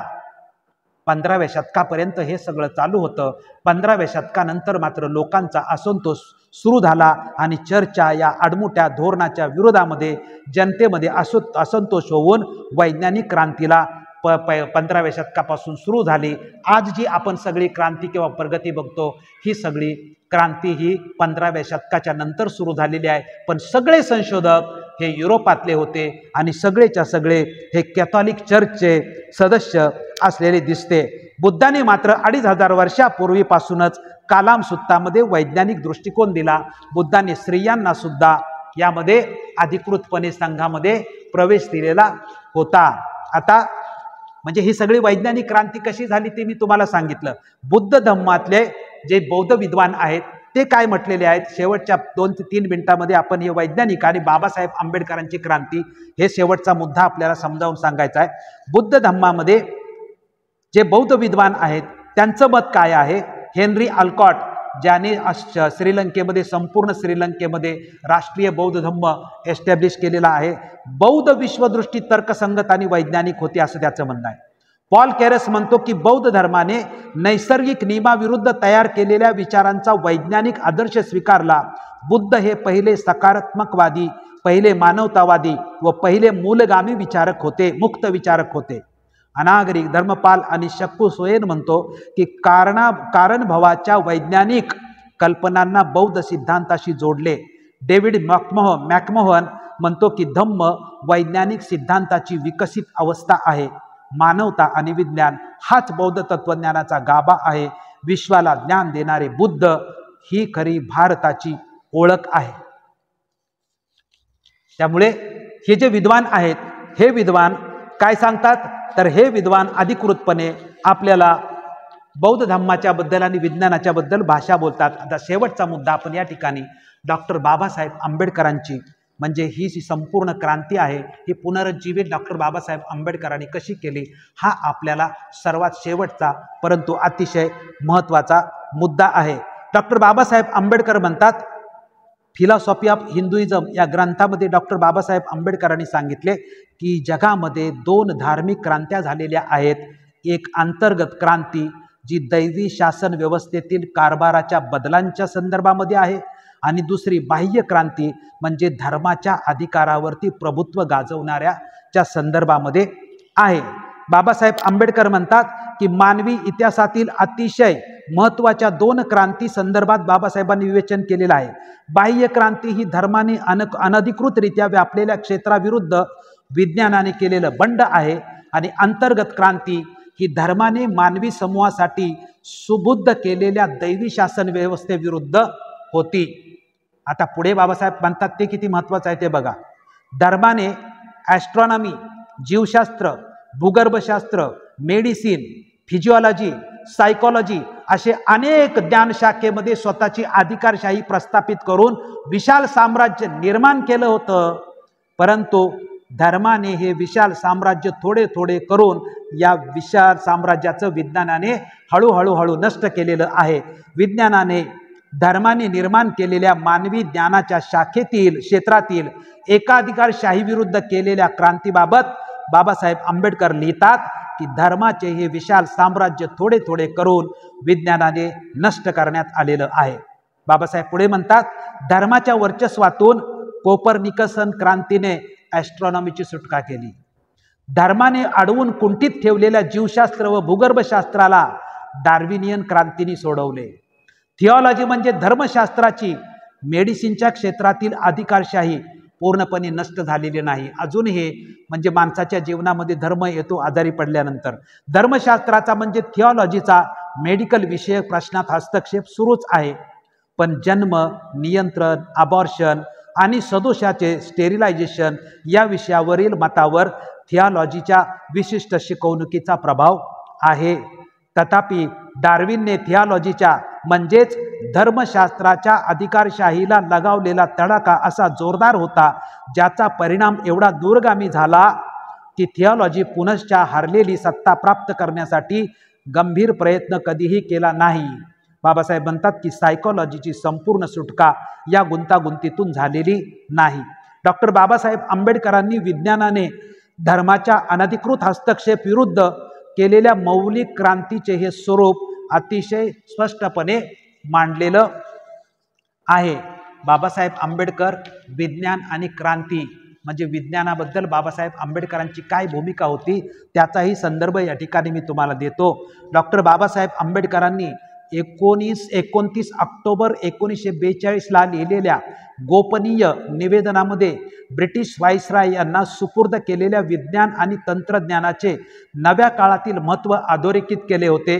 ते लिहितात आणि हे इंग्लिशमध्ये बाबासाहेबांचं आहे, ते जसं तसं मी या ठिकाणी सांगतो. Education in arts and law cannot be of much value to the schedule caste either to the graduates themselves or to the people. It has not been very high value even to Hindus. What will help the SC is education of an advanced type in science and technology. म्हणजे science and टेक्नॉलॉजीमुळेच आता भविष्यामध्ये प्रगती होऊ शकते. विज्ञानाच्या द्वारे बाह्य क्रांतीसाठी नवीन फौज उभी राहावी हा बाबासाहेब आंबेडकरांचा स्पष्ट मानस होता, स्पष्ट भूमिका होती. आणि यासाठीच बाबासाहेबांनी द बुद्धा अँड हिज धम्मा आणि भारतीय संविधान हे 2 ग्रंथ भारतात विज्ञानाचे पुनरुज्जीवन करण्याच्या दृष्टिकोनातून अनमोल आणि पवित्र ग्रंथ दिलेले आहेत. त्या पवित्र 2 ग्रंथाचं महत्त्व आपण बाबासाहेब आंबेडकरांचं समजून घेतलं पाहिजे. कारण या 2 ग्रंथाच्या आधारे डॉक्टर बाबासाहेब आंबेडकरांनी तथागत भगवान गौतम बुद्धाची वैज्ञानिक क्रांती जी आहे ती पुनरुज्जीवित केलेली आहे. बाबासाहेब आंबेडकरांचा बुद्ध आणि त्यांचा धम्म हा जो ग्रंथ आहे, या ग्रंथामध्ये प्रतित्य समुत्पादाचा संदर्भ कुठे आलेला आहे तो मी तुम्हाला सांगतो की बाबासाहेब आंबेडकरांनी प्रतित्य समुत्पाद आहे खंड 2 मध्ये साम्य आणि भेद हा जो भाग आहे त्यामध्ये बाबासाहेब आंबेडकरांनी संदेश दिलेला आहे। मी सगळं नाही सांगत, फक्त संदेश दिलेला आहे। बाबासाहेब त्या ग्रंथात संदेश देतात, दैववादी दृष्टिकोन नाकारून शास्त्रीय दृष्टिकोन स्वीकारला पाहिजे, अशा पद्धतीचा संदेश त्यामध्ये दिलेला आहे। अनाथ पिंडकाला संदेश कारणाशिवाय काहीच घडत नाही हा जो बुद्धाने दिलेला आहे त्याचाही बाबासाहेब आंबेडकरांनी संदर्भ बुद्ध आणि त्याचा धम्म या ग्रंथामध्ये केलेला आहे। आणि पंचवर्गीय भिक्खू जो अश्वजित होता आणि सारीपुत्त याची जी घटना घडलेली आहे, जे मी अगोदर तुमच्या समोर मांडलेली आहे, त्याच घटनेचा सुद्धा बाबासाहेब आंबेडकरांनी आपल्या ग्रंथामध्ये पूर्णपणे उल्लेख केलेला आहे। म्हणजे सांगायचा उद्देश आहे की प्रतित्य समुत्पादाला अतिशय उत्तेजित आणि प्रेरणेने डॉक्टर बाबासाहेब आंबेडकरांनी आपल्या ग्रंथामध्ये समाविष्ट केलेलं आहे। त्यामुळे बाबासाहेब आंबेडकरांचा हा ग्रंथ विज्ञाननिष्ठ ग्रंथ आहे। याच्या संदर्भामध्ये की बाबासाहेब आंबेडकरांची वैज्ञानिक क्रांती किती महत्त्वाची होती या संदर्भामध्ये डॉक्टर सुरेंद्र अज्ञात यांनी त्यांच्या पुस्तकामध्ये एक चॅप्टरच लिहिलं आहे, त्याच्यातले 3-4 कोटेशन आहेत, ते मी तुम्हाला समजावून सांगतो ते किती महत्त्वाचे आहेत की बाबासाहेब आंबेडकरांच्या वैज्ञानिक क्रांती संदर्भात किंवा विज्ञाना संदर्भामध्ये डॉक्टर बाबासाहेब आंबेडकरांची जी भूमिका आहे, काय म्हटलेलं आहे सुरेंद्र अज्ञातांनी बघा, बौद्ध धम्माची विचारधारा ही वैज्ञानिक आहे, म्हणजे खऱ्या अर्थाने बुद्ध हे जगातील वैज्ञानिक विचारांचे आद्यजनक आहेत। या वैज्ञानिक आद्यजनकाचा मूळ धम्म बाबासाहेब आंबेडकरांनी पुनरुज्जीवित केला आहे। त्यामुळे जर हे विज्ञानाचं आद्यजनक असतील तर बाबासाहेब हे त्यांचे कट्टर शिष्य आहेत। द बुद्धा अँड हिज धम्मा हा ग्रंथ डॉक्टर बाबासाहेब आंबेडकरांनी वैज्ञानिक स्वरूपात जगासमोर ठेवलेला आहे। कोण म्हणताय? डॉक्टर सुरेंद्र अज्ञात म्हणतात। बाबासाहेबांनी बुद्ध धम्म विज्ञानवादी व संसारिक नागरिक धर्म म्हणून प्रस्तुत केलेला आहे। बाबासाहेबांनी हा ग्रंथ समजून घेण्यासाठी या ग्रंथाच्या प्रस्तावनेमध्ये सांगितलेलं आहे की या देशाचा 2500 वर्षाचा इतिहास समजून घेण्याचा असेल तर क्रांती प्रतिक्रांती हा ग्रंथ वाचला पाहिजे। त्यामुळे क्रांती प्रतिक्रांती हा ग्रंथ सुद्धा अतिशय महत्त्वाचा आहे असं सुरेंद्र अज्ञात यांनी म्हटलेलं आहे। आंबेडकरांचा बौद्ध धम्म फक्त आंबेडकरी बौद्धांसाठी नसून भारतीय समाजासाठी तो आहे। डॉक्टर आंबेडकर विज्ञानाचा उपयोग टेक्नॉलॉजी व प्रकृतीसाठीच नव्हे तर भारतीय समाजाच्या विचारात परिवर्तन करण्यासाठी करतात। बौद्ध धम्मामध्ये अशी शक्ती आहे की भारतात सुधारणा आणि प्रबोधन प्रचंड होऊ शकतं। जपानी विद्वान याचा उल्लेख करतात। जपानी विद्वान बाबासाहेबांच्या बौद्ध धम्माला आकर्षित होऊन तो बौद्ध धम्म स्वीकारतो आणि तो आपली भूमिका मांडतो। त्याचं मांडलेलं आहे की जपानी विद्वान टिमोथी फिट्झगेराल्ड ज्यांनी बाबासाहेबांचा बुद्ध धम्म स्वीकारला त्यांचा आत्मविश्वास वाढला व त्यांनी संपूर्ण कर्मकांड आपल्या आयुष्यातून सोडून दिले, पण त्यांनी एक चिंता व्यक्त केली भारतातल्या बौद्धांचं जीवन पाहून। ते म्हणतात, फिट्झगेराल्डकरची चिंता काय आहे? धर्मांतराच्या पूर्वीच्या देवी देवता व साधू यांची मूर्ती अथवा प्रतिमा बाबासाहेबांच्या मूर्तीच्या बाजूला लावणं हे मात्र भविष्याच्या दृष्टिकोनातून अतिशय खतरनाक आहे, अशी त्यांनी भूमिका मांडलेली आहे। कोणतीच गोष्ट स्थायी नाही, तसेच कोणतेही पुस्तक शब्द विचार महान पुरुष सुद्धा आहेत, म्हणून त्यांचं मानू नका असं सांगितलेलं आहे अधिकृतपणे। बुद्धा बघा आता काय म्हणतात सुरेंद्र अज्ञात, बुद्धाचेच शब्द अथवा बुद्धाच्याच कसोट्या बुद्धाला शोधण्यासाठी लावणं हे खरं विज्ञान आहे। हे खरे आंबेडकर होते, त्यांनी डोळे झाकून बुद्ध स्वीकारलेला नाही। बुद्धांनी सांगितलं ना कलाम सुत्तामध्ये की तपासून घ्या, पुन्हा पुन्हा परीक्षा करून घ्या, तशाच पद्धतीचे निकष डॉक्टर बाबासाहेब आंबेडकरांनी तर्कसंगत, बुद्धिसंगत, विज्ञानवादी का लोककल्याणकारी म्हणजे निकषावरती बसतंय का? जर बुद्ध सांगत असतील की मला सुद्धा तपासून मला सुद्धा जगाने निकषावर तपासावं, तसंच बाबासाहेब आंबेडकरांनी बुद्धाच्याच निकषावरती बुद्धाला तपासलेला आहे आणि तो बुद्ध स्वीकारलेला आहे। किती मोठा महान वैज्ञानिक किंवा विज्ञानवादी बाबासाहेब आंबेडकरांचा विचार आहे आणि या महान विचारातून बाबासाहेब आंबेडकरांनी विज्ञाननिष्ठ बुद्ध आणि त्यांचा धम्म हा ग्रंथ दिलेला आहे। मीरानंदा म्हणतात की बुद्धी व वैज्ञानिक पद्धती हा डॉक्टर आंबेडकरांचा बुद्ध आहे।